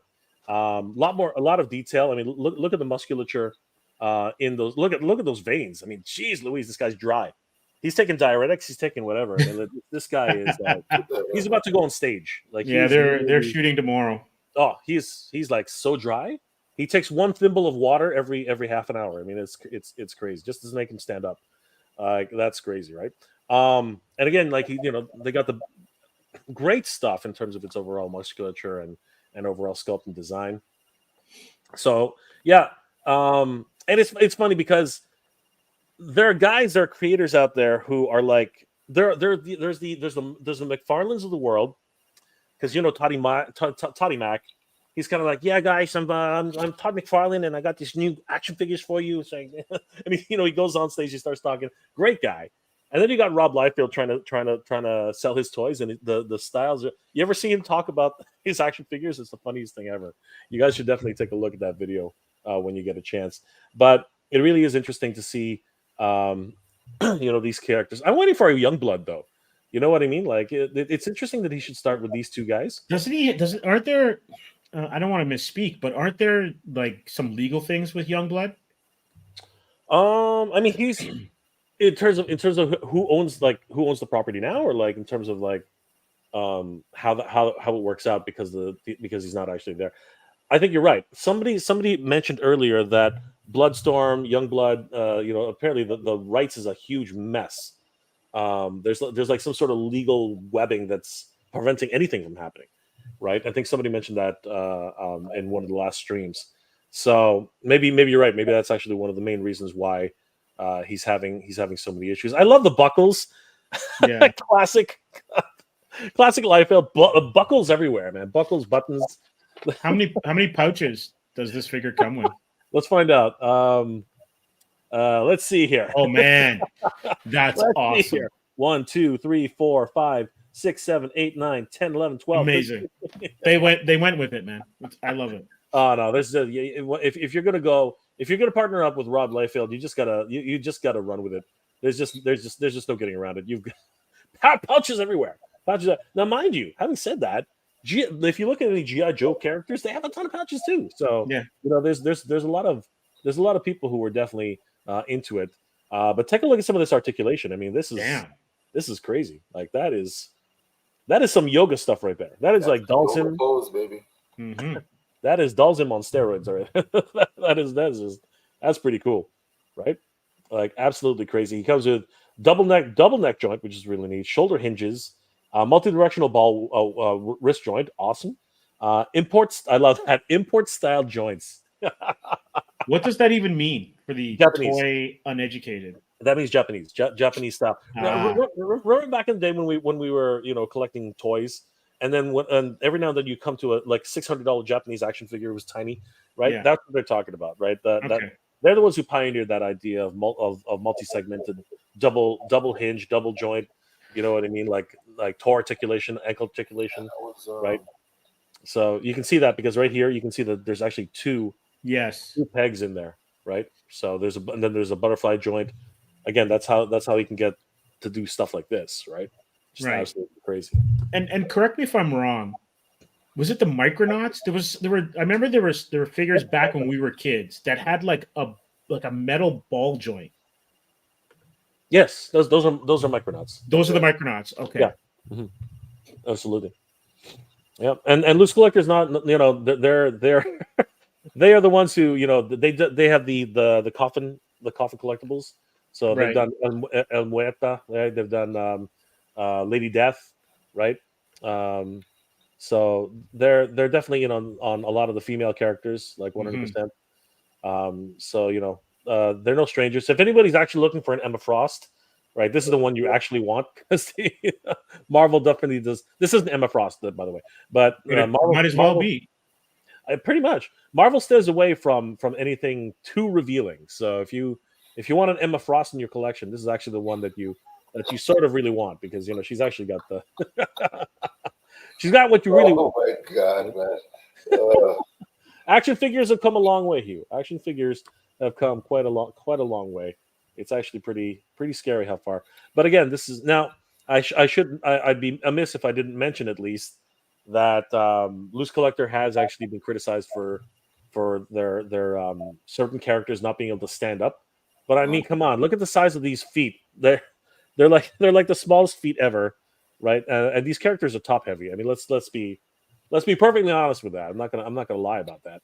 So they're coming with stands or what? Getting them to actually stand is a challenge, but getting any female figure to actually stand has always been a bit of a challenge, right? So, but by the way, this is not the Hulk. This is actually Jekyll and Hyde. They're a Jekyll and Hyde figure. They've actually just painted him green, and their Jekyll and Hyde figure is absolutely ridiculous. By the way, I think we're going to pass him eventually. They did the Rocketeer as well, which was a lot of fun. That actually doesn't look too bad. Yeah, that's pretty cool. Yeah, the Rocketeer was a lot of fun. Here's an example of where the Rocketeer stands. There's Jekyll and Hyde. There's Hyde right there. Hyde is massive. Hyde is a huge character, right? And they also got some wonderful werewolf characters. These guys are awesome. Again, they picked the right. Lady Death. Let them pick the right or partner. Vampirella. Sorry. Yep. No, this one is what's her name? Devil. I can't remember. It's not Devil, but somebody is going to help me out here. But basically, it's part of the. It's part of the Coffin Comix. Okay, part of their line. Yeah. So. Yeah, these guys are definitely well versed in in figures, so it's not like they're not partnering up with he's not partnering up with somebody who doesn't know what they're doing. So yeah, a lot of great stuff. See, these are that's the Jekyll and Hyde, and that's the Interesting werewolf. that he didn't go through McFarlane. I think that there's probably a real big reason for that. I think there's probably a really big reason for that for that decision. I mean, I'm pretty sure they're still friends, but at the end of the day, it's just one of these things, right? You don't want to get you don't want the two of them have such history together, yes, right? That it's one of these things. He probably wants to work with they probably want to work with people who they can really tell each other off if they need to, right? You know what I mean? Because like you don't want to miss. By the way, there's the Lady Death. Death there. Yeah, that's their Lady Death, right?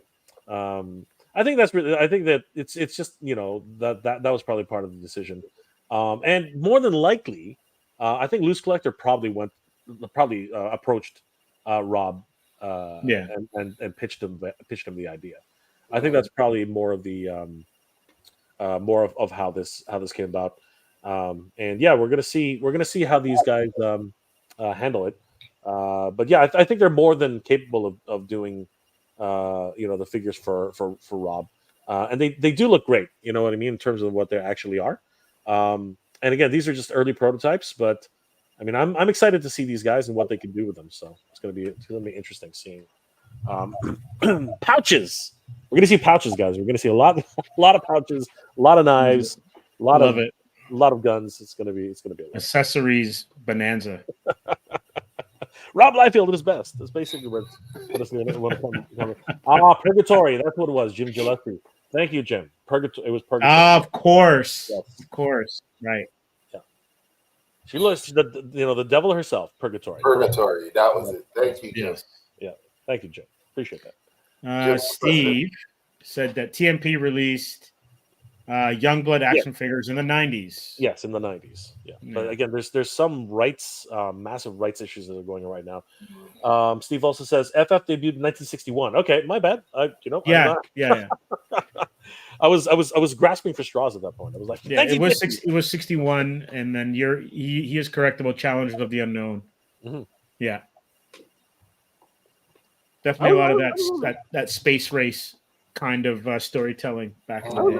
I was around the ballpark. I think. Yeah, we weren't even twinkles in the eye of our parents yet. So not even. And speaking of extreme and all the things that we're looking at, one thing I'm and I know Hugh and I have had this conversation many times.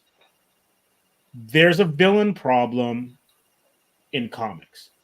I'm not trying to be hyperbolic or anything, and I'm wondering if things like Civil War, even Kingdom Come, have contributed to it, where we're so focused on the heroes and the heroes fighting each other.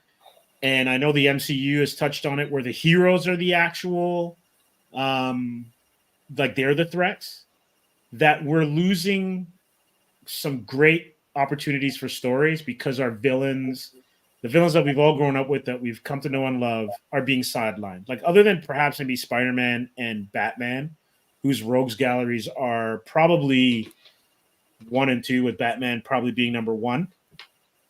You don't really get a lot of villains, I like headlining the monthly books, where you get a 2-parter with a villain, and then you move on to another villain, and then you move on to another villain. And then you don't see maybe one of the arch villains for, half a year. And so when they pop up again, it actually means something. And even with Batman, how many Joker stories can you tell, for crying out loud? What are your guys' thoughts on that? Joker stories will never end. I think they just released another Joker. Joker is a character in himself, right? I mean, yeah. At the end of the day, right? Yeah. I know where you're coming from, Steve. I think I know what you're saying. I think at the end of the day, there's another conversation to be had about that too. These are 40-year-old characters. No, what am I talking about? These are 80-year-old characters. You know what I mean? Like some of them are coming closer to 100. You know what I mean? Like it's incredible how old some of these characters are, and they never age. You know, they just never. Nobody ever dies in comics. You know what I mean? Like it's the old joke. Especially if you're in the X-Men. Yeah, and now with the multiverse, the multiverse is probably the one thing that Marvel and DC really came up with this genius idea. We never actually have to create new characters anymore, right? Like we can just have a recycling idea of Superman, Spider-Man, Wonder Woman. We can just keep bringing them from different universes and tell different stories.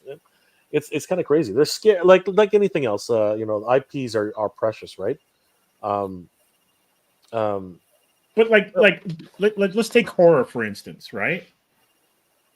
A horror movie is basically driven by its villain, right? Jason, Freddy, Chucky, like they're the stars. Even if you look at FF, Doctor Doom, and you could argue, I don't know, I don't have any proof of this, but I would argue that Doctor Doom inspired Darth Vader. The look, just everything, how regal he is, at least until the other movies came about, the last 6. Spider-Man has, I would argue, 2 classic ones, and then in the new iteration, it's Venom, right? So you got Doc Ock, you got Green Goblin, you got Venom. Daredevil has, I guess, a Spidey villain as Kingpin, and what's his name? Bullseye, right? Punisher is kind of a side antagonist. But what you're getting a lot of the times nowadays are heroes fighting heroes. And where are the villains? Like where are the I guess the catalysts for the great stories? Because how many times is Black Panther going to fight Cap? Like, come on. I don't know, man. I tell you, it's just everything to me is just, when I read a lot of the stuff, it's just, there was coming up in comics, which is different from like now, but coming up from comic, there was a real understanding of levels between characters. You had your top tier, you had characters who are this, and certain characters that were kept in certain veins, like your street level characters, your your teams got, and it was kind of great because then when something came that was big, you know what I'm saying? It was like, well, this is beyond this character, but these characters have to handle that, or you know what I'm saying? If something was this, then it was like, oh, those characters could handle that and stuff. But now everybody's like, pass around the gauntlet with the rings, or get the universal Mr. Universe power. It's just like everybody's power levels have just gone so all over the place. It just, nothing really reads the same anymore, like in the sense of, well, at least how I read it. Like, and so it's just like, I don't think a lot of the times what's moving the stuff isn't like you said, it's like, it's not even the oh, we gotta fight this villain. It's like, it just seems like it's just like these conflicts with other superhero characters. Well, I didn't like what you said. I didn't like how you handled it. And then they're fighting, and it's like, again, where it comes down to this whole thing about what defines heroism now. Like, it's just very blurred. Like, just, there's the line. Well, it's just wiped away now. Like, like Cats, there was a definite thing where we were coming up that heroes didn't kill. That was just a definite thing. And then, so when it was written that a character got killed, it was like a big deal. Like, oh my God, such and such died. And it was like, you know what I'm saying? And then when a character like Galactus would appear, it was a big deal. Like, this was Galactus, the world leader. Now, guys, Thor threw his hammer, Galactus helmet. I'm like, wow, okay, we can just do that to Galactus now. Like, it's just like everything's been blurred. Like, everything is just, the scales of a lot of things have been blurred. So it's just like we have to do more and more sort of outrageous stuff to bring some kind of, you know what I'm saying, interest to the story. Where before it was just like, when Dr. Doom was like, in this issue, Dr. Doom, like, it was serious because Dr. Doom was that dude. He fucked up the Fantastic Four, fucked up the Avengers. He was just that dude. Now it's like, for Dr. Doom to be something, Dr. Doom has to have the power of the Beyonder. and the 5 rings. Like, you know what I'm saying? And it's just like everything is so blown out of just these different levels. It's just like it just doesn't read the same how we were coming up, like where things were very tiered, very tiered. Is it And because everything has to be an event? Parameters of these tiers. Now everything is wild, wild west. Like it's just Huey, all over. not to interrupt, but is it because everything has to be an event now? So because you've got all right, because everything is an event, it's like Secret Wars 1, Secret Wars 2, Secret Wars 3. The only thing that sells right now Crisis on Infinite Earths, Absolute Power. The only thing that sells is number ones. The only things that are guaranteed sales are number ones. Yeah. Guaranteed sales are number ones. I think Hugh's onto something though, because we are dealing with 80+ year old characters. You know what I mean? And there are only so many stories you can tell. I mean, like one of the things that stuck with me always is when Hugh mentioned to me, he's like, you know what, I used to love it when Jack Kirby and Stan Lee, they would always have a Bible. You know what I mean? This reference where every single time they needed to remind somebody of something, you would have a small box in the corner that has an asterisk and says, "Yeah, this happened in issue continuity box. Yeah, Yes. This needs to happen in issue 6. If you want to check it out, this happened in issue 254, right? Of the Amazing Spider-Man, right? All that's lost now. As Huey said, like they have to be bigger, better, right? It's like characters who we just talked about with Batman. Right, Batman has no business being on Acropolis. Batman has no business staring down, dodging Omega beams. Like, it's like if you want to kill me right now, go ahead. But I set bombs all over Acropolis. My man dodging Omega beams. Everything will blow up in like 2 minutes. Code is supposedly code, like Delta 1, 2, 3, 4. Like really, like really, Delta is going to be in Apocalypse. Right? I'm going to do Delta 1, 2, 3, 4, 5. Like wow, buddy, like get out, like stop. But sorry, get back to what you're bluffing. You're bluffing. Black Delta 6, 7, 8. Does that sound like I'm bluffing? Burns. You know what of the best things I like? A lot of people are gonna put down the Flash movie, right? But one of the best scenes in that movie was when Michael Keaton they've just finished busting down all the doors at this Russian gulag, and all of a sudden they got to this computer, and you see Batman come up. He's like, okay, says incorrect. He's gonna try to input the codes one at a time, right? It's like he's gonna be there for 2 years, right? And then here comes the Flash. I tried every combination. Well, there, fine. Like seriously, that is the thing, right? The limitations of man. But I think that the Hugh is right. They've written themselves into a corner, and they refuse, whether it's a conscious decision or not. They refuse to create new stories. And every time they try, it seems like it's a bit tone deaf in terms of like what comic book fans really want. And I'm going to open up a can of worms here, but the reality is, who's actually reading comics today? I think we really got to consider who is the target audience for comic books right now, right? You can argue till the cows come home that we need new blood in comics, right? We need new people to read comics. Well, let me ask you something. What comics are the biggest sellers right now in the industry, right? The answer is really simple. It's manga. Manga and Scholastic. Manga and Scholastic, like those have hit they've hit their target audience. And you know what? They're telling the stories that people want to read. And the thing is that manga is not afraid to kill off characters. Manga is not afraid and with real consequences. You know what I mean? And they're not afraid to kill serials when their time is then it's done, right? Now you could argue Bleach just started a brand new serial again. It's like, what the hell are they doing? But you know what? It's because fans want it so badly that Shonen Jump had no choice to say, okay, fine, we'll bring back Bleach. But that's the same with like Dragon Ball and all of that, right? Exactly. But the thing is, the fever is there, right? People are literally yelling at them, saying, "Bring back Dragon Ball! Bring back Dragon Ball!" Instead, we have Marvel and DC saying, "No, I think we can reboot. I think we can reboot X-Men again for the umpteenth time and see if it'll stick this time."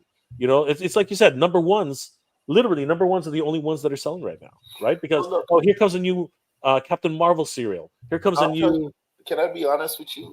I gotta interject something there. I'll be honest, like I'm at comic book shops all the time myself. Like I've just tonight I was just at Kamikaze for month, and I'll tell you the people that are coming in to actually collect comics, Western comics, DC, are cats our age, and a little bit young and a little bit younger. I'm telling you straight, it's not 12-year-olds. It's not like when we were coming 12 and 11 and stuff. Like it's not that. And I've been to many comic book shops. It's not that. It's older people with money. You know what I'm saying? Collecting these series is what's keeping a lot of these books still going. And it's just like, but where are the younger kids? Like you're talking about the young 13s, straight to the manga, man. Oh, do you have Mitsumutu? You know what I'm saying? Do you got and that's what they're watching. That's what they're reading. They'll tell you everything, like you said. They'll tell you everything about One Piece till your brain turns blue. You know what I'm saying? But they can't tell you anything about what's going on with, stuff. Most of the Marvel stuff and stuff, it's because they're watching the movies. Movies or cartoons. Yeah. Or the games. So right now, what do you see them doing? They're trying to reintroduce classic issues to try to see if they can get people to get on some of these timelines, right? Get on some of these, you know what I'm saying? So they're releasing old big event stuff like Secret Wars and stuff like that to try to get, hey, look, we're going to do these things in the movie eventually. Maybe you should read some of this stuff. You know what I'm facsimile. saying? Those are the facsimile issues, right? And they're reading, you know what I'm saying? To try to say, let's try to bring the younger generation into these. And it's like, no, it's like, but it's exactly what you're saying, Hugh. I mean, like, what's the next big movie coming out for MCU? It's Fantastic Four, right? Like they just blew the lid off Doctor Doom, right? Which again, I raised my eyebrow on that, in and of itself. But at the end of the day, you're still trying to catch, the older fans, right? And then there's an argument to be made about how all that is just like toxic in itself. I mean, like anytime a film or something else doesn't go their way, which is like it's Star Wars or Captain Marvel or all these things, all of a sudden they're like, oh, it's because the older fans didn't like it, like that's why it failed. It's like, well, maybe if you made it the way you just didn't write good. Yeah, maybe if you wrote it the way we want to watch it, then maybe none of these guys want to just check themselves and say, you know what, I took an L, I messed up. Like none of these guys want to believe that they could have possibly just messed up. Nah, bully, you took an L. And it's okay. You took an L. It didn't work. Well, you tried something and it didn't work. You took an L. But it's never going to get better with guys not admitting that, we messing up. They're trying to be formulaic and like, oh, if this worked, do that. Or if this worked, do that. None of these cats, very few of these cats are brave hearts anymore. Like saying, that's a pretty brave idea, wicked idea. Let's try that. You know what I'm saying? Like everybody thinks like, it's just like, let's try to do things like, oh, you know what? We can do all these special effects. So let's put all these special effects and everything. Well, not everything needs special effects, man. Look, what after all these years, how come Back to the Future still kicking ass? You can release Back to the Future now and it will still kick ass. You can put Back to the Future in the theater right now, and it's still going to kick ass. Why? Because no matter what, there's not a ton of budget for effects, but man, was a story there.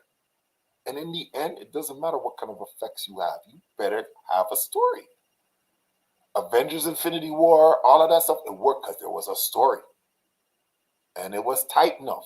The Russos just kicked ass straight. And then you have DC who failed with all their all their top tier characters just failed. Why? Because the story's all over the place.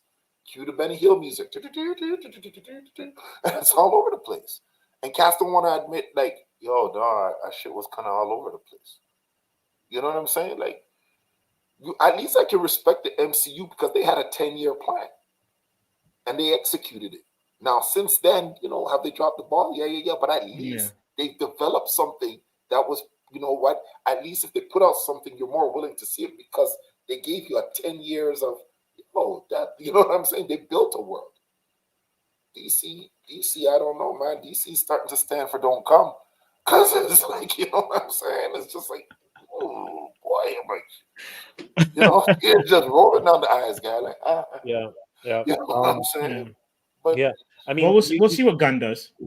yeah, we'll see what he does. I just think cats need to get back to, you know, right now some of the best stories when you're looking at stuff visually is in video games. I'm telling you. Oh yeah, hands video down. games right now is like, I watch my boy play games. I just like, I just want to watch him play because I want to continue watching the story. Like, serious video games is like, I mean, when I got introduced to The Last of Us, even way before the series, like when I got in game, I was like, what's the next one?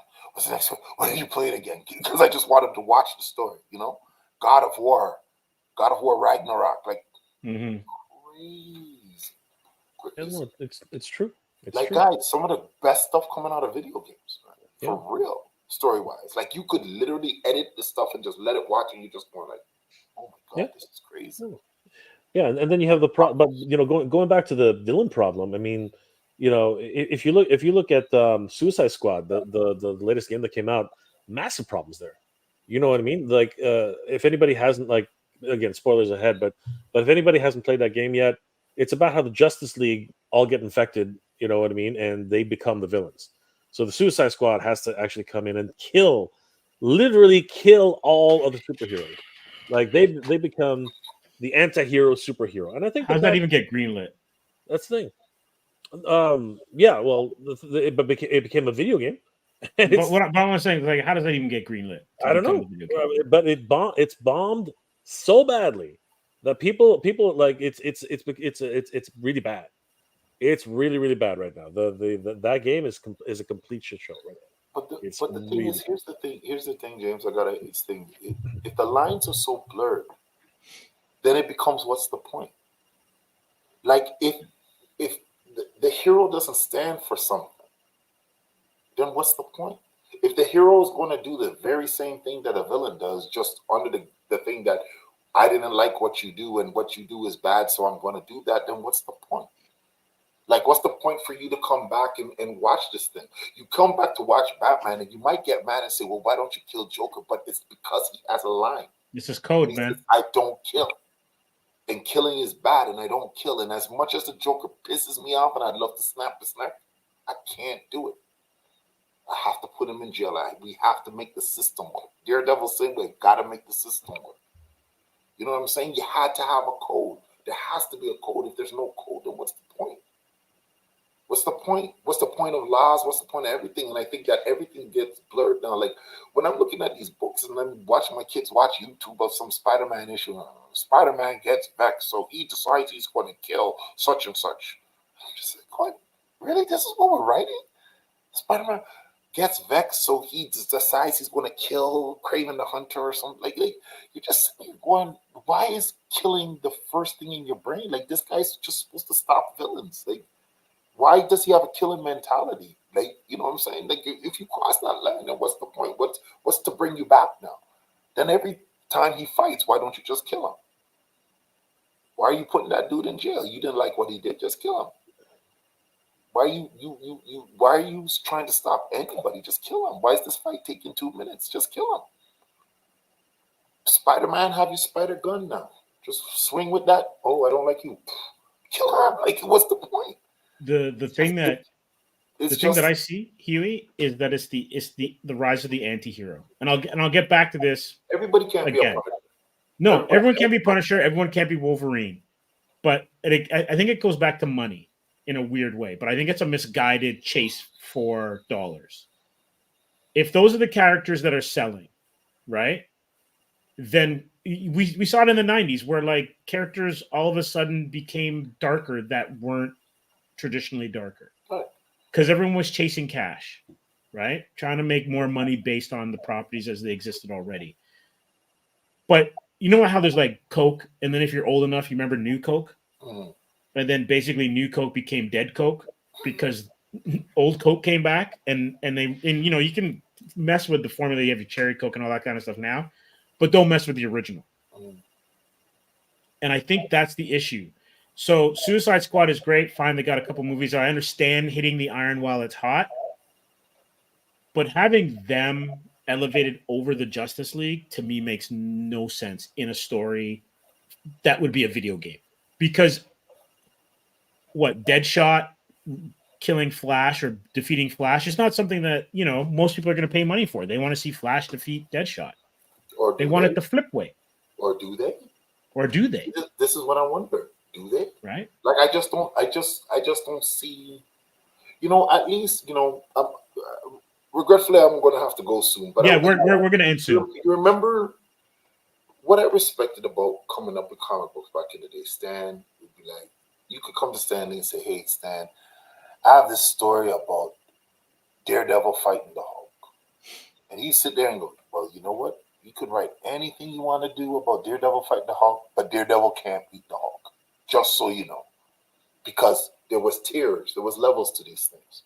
So what the writing became is the creative way that Daredevil would do things to try to stop the Hulk.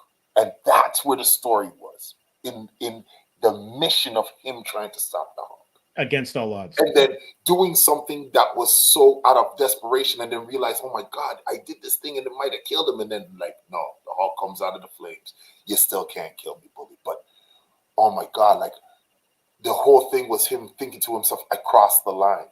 You know, that's where you get into that personal, you know what I'm saying? His morals are like, his moral line has been shaken. You know what I'm saying? Like, we grew up with these codes that we took on the schoolyard with us. We knew a bully when we saw it.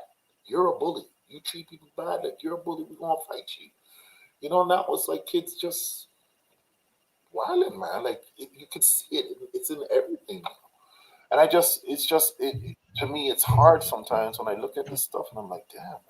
Yeah, and you know what, Hugh, I think following on that train, and I know you got to go, but like on these last few points, I think that one of the other things that's happening right now is that every character now, for whatever reason, for like since time immemorial, we've always known what black and white is, good and evil, and this and that, and you know all this crazy stuff, but now there's this gray line, like there's a definitive gray line now, like they're like, oh, you know, like if you look deep enough, the Joker is like this because, you know, he was abused.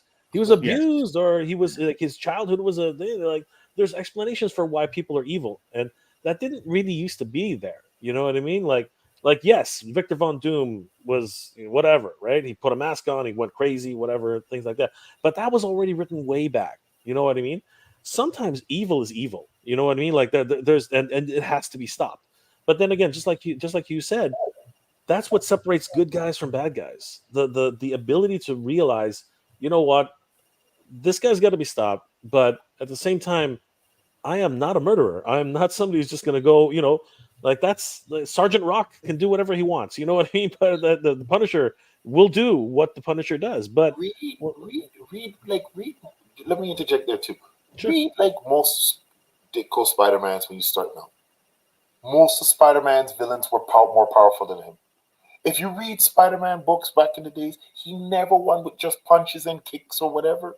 He had to scheme these dudes all the time. And that was the beauty of reading Spider-Man, because he would be fighting guys more powerful than him. And he'd have to come up with some kind of trick to outwit them. You know, they're chasing him down some corridors, whatever. He gets around one corridor and he web up the area, so the guy flies around and you know what I'm saying? Like there was just more to the character in the way of intellect and trying to figure out things, and you know what I'm saying, and on a level to, and then there was some characters that was like, this guy's just too powerful, like, you know what I'm saying, like I can't beat him alone, and maybe I might gotta get help from the Human Torch. Like there was just more of these kind of, man, like levels to things where you could kind of just intro a world, and there was the level, and you're kind of swimming in that a bit. Now everybody's a world breaker, everybody's a cosmic this, everybody is this, that, and it's like Omega level mutants. If you can mash up the planet, then why are you having a problem in the next issue getting into a punch out with the Thing?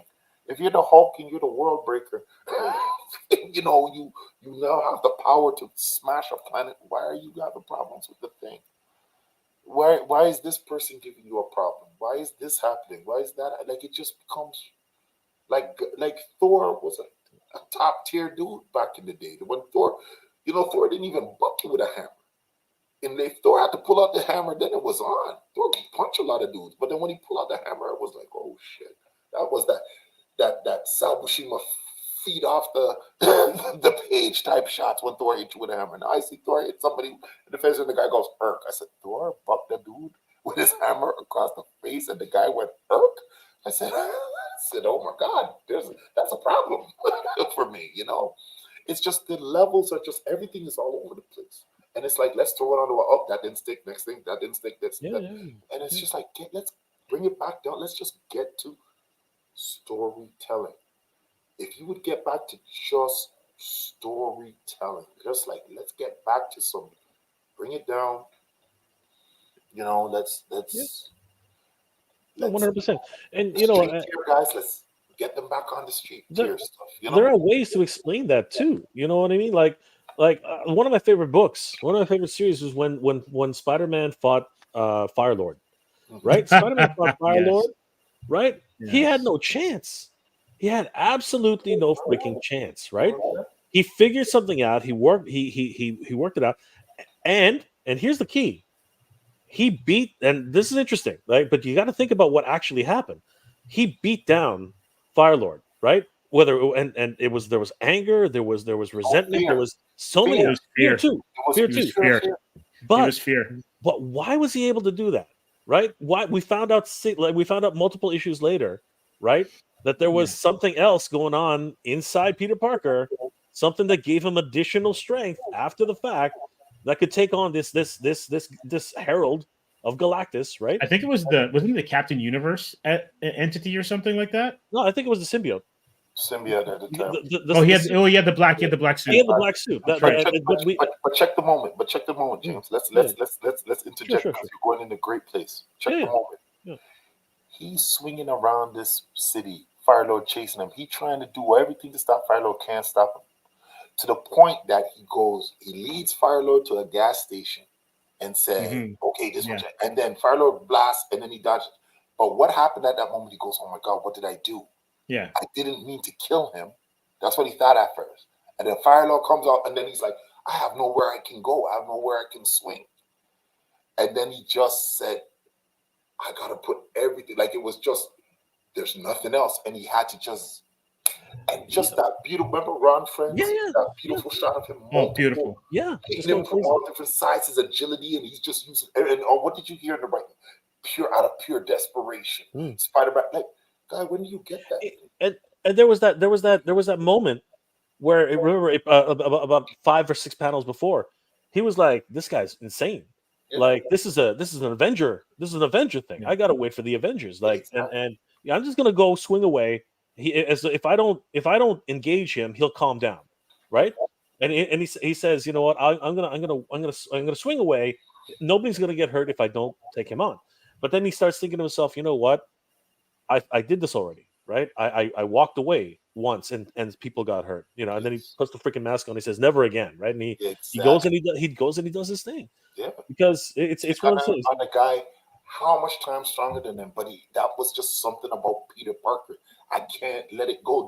Even if it costs me my life, I can't let it go. Like these were the things that built up moments in you when you're reading. You're like, damn. Like I'm telling you, like I said, that Ron Friends. Like I'll never forget that shot, man. Firelord in the middle, and Spider-Man just multiple shots of him punching him from different angles, and just out of sheer desperation. You know what I'm saying? Spider-Man lashes out, and you saw the greatness of that character at that moment, to the point that the Avengers had to go, like, stop Spider-Man. Yeah. Out. We got Captain America grabs him by the hand. He's like, what? He wasn't even conscious of what this dude. It was pure adrenaline and just, I am going to die if I don't put this guy out. Yeah. Like people are gonna die. People are gonna die, right? It's like just beautiful shit. Like just absolutely epic. That's why Spider-Man was my dude for me coming up, because it was like he wasn't the most powerful, but he found a way, like all the time. It was those moments that made you go, this character is just amazing. Like, amazing Spider-Man. Like like all the time, man. He's always strong. It's been amazing to have you here, brother. Like seriously, absolutely. Hugh, we really appreciate it. How can people reach you, Hugh? And what are you up to right now? Yeah, you guys can reach me at Instagram, Hugh Rookwood Art, or Instagram, Chosen Studios. That is CHOZENSTUDIOS Studios, or go to www.chosenstudios.com. I'm getting a new site worked out on right now, called Hugh Rookwood Art, just www.HughRookwoodArt. Working on that right now, and when that's up and thing, I'll put a good blast about that. And right now just doing books, working on some stuff, and like Steve there, I'm hoping to come out with some new things and creative content, because now's the time. Now's the time. No more time. Well, we can't wait to see it. Yes, Absolutely. If you want to throw that up really quick, we'll just show. So, guys, definitely follow Hugh on Chosen Studios on Instagram, and of course Hugh Rookwood Art. And if you want to see some crazy artwork, guys, I mean, he's got the belt right now. You guys know that he's bringing the ruckus, and of course, guys, he's got some great sales going on right now for some framed artwork.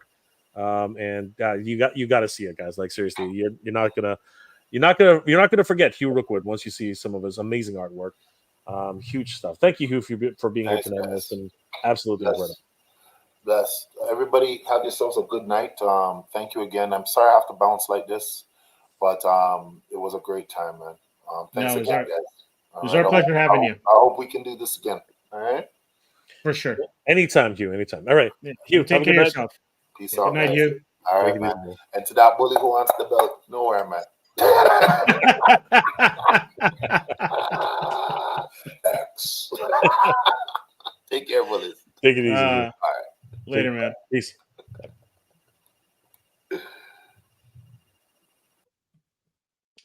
Always great to see Hugh Rookwood in the house. Guys, definitely please check out Hugh Rookwood on at Chosen Studios and chosenstudios.com. I think they're having a little trouble with their current provider. It doesn't seem to be coming up. But if you want some commission work, Hugh is definitely taking commissions. Actually, you know what? Let's throw that one right back up, guys. Steve, let's take a quick look at. I mean, seriously, he is an incredible artist. Steve and I have known him for years. He does everything. He does cartoons. He does Teenage Mutant Ninja Turtles. He does incredible line work, and of course, he does comic books. I mean, comic books. Seriously, his work has just got this energy about it that is just absolutely crazy, and it's no wonder he took home that belt this year, Steve. And anyone who wants to throw down with you, you better be ready, because he's gonna bring the ruckus, as he always says. You better come prepared. Oh yeah, 100%.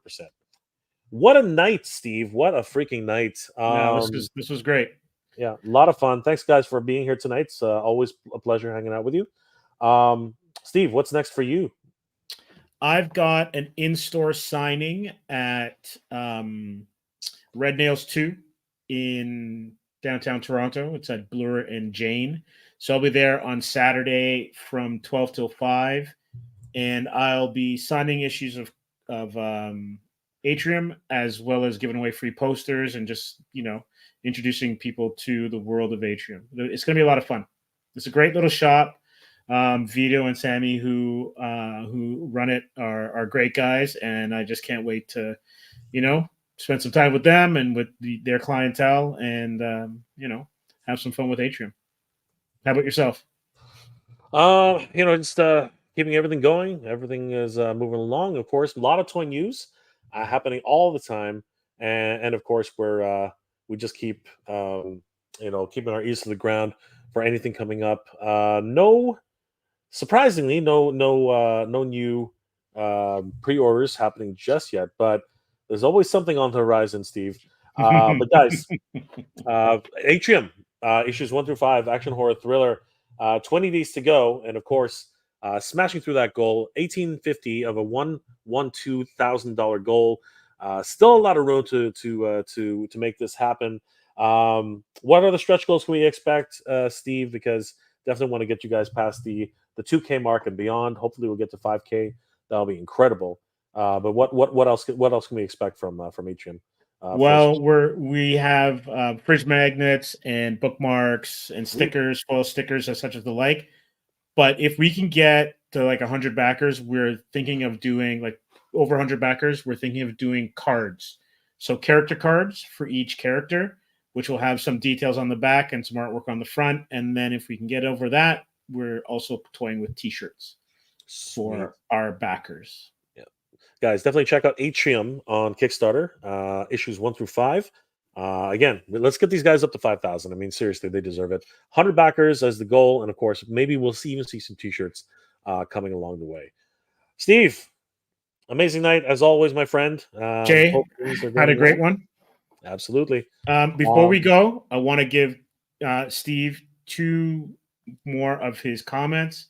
He says the same can be said for Spider-Man's classic clash with the unstoppable Juggernaut. Absolutely. That was incredible, yeah. That was a good one. And then word is old Hush Sock Wool can't see nothing without his glasses. Oh, you'd be surprised. Don't put that one to the test, okay? Like seriously, you don't want to be testing that one too far. But anyway, Thank you, Steve. Always a pleasure to see Steve in the chat. And thanks to everybody who joined us tonight. Always fun to hang out with you guys. It's great. Don't forget, guys. Definitely check out Comix Asylum on Instagram, YouTube. Definitely subscribe to Comix Asylum. And Steve will be at Red Nails later this week. Yeah, Red Nails too. That's right, guys. Definitely on Saturday. Get your chance to get a first of all, pick up one of the issues, variant covers, or whatever he happens to have available, signed. It's going to be a lot of fun. Definitely chew his ear off, finding out about the next few issues, and of course, finding out how you can help support the next Atrium issues. Steve, awesome night. Thank you again, my friend. It's been so much fun. Absolutely. Same with you. And everyone, make sure that you check out Mega J Retro. He's got lots of stuff going, dropping almost every day. All right. So we will see you next week. We've got a special guest next week, an indie creator who's got a couple of books out. So we're really looking forward to having them be our guests. All right. You guys take care, and we'll see you in 7. Good journey, everybody. I don't ever slow up, no I don't take shit. I got no love for the fakeness. If you wanna play tough and wanna hate this, I'll always show up. I don't ever slow up, no I don't take shit. I got no love for the fakeness. If you wanna play tough and wanna hate this, I'll always show up and make a statement. I don't ever slow up, no I don't take shit. I got no love for the fakeness.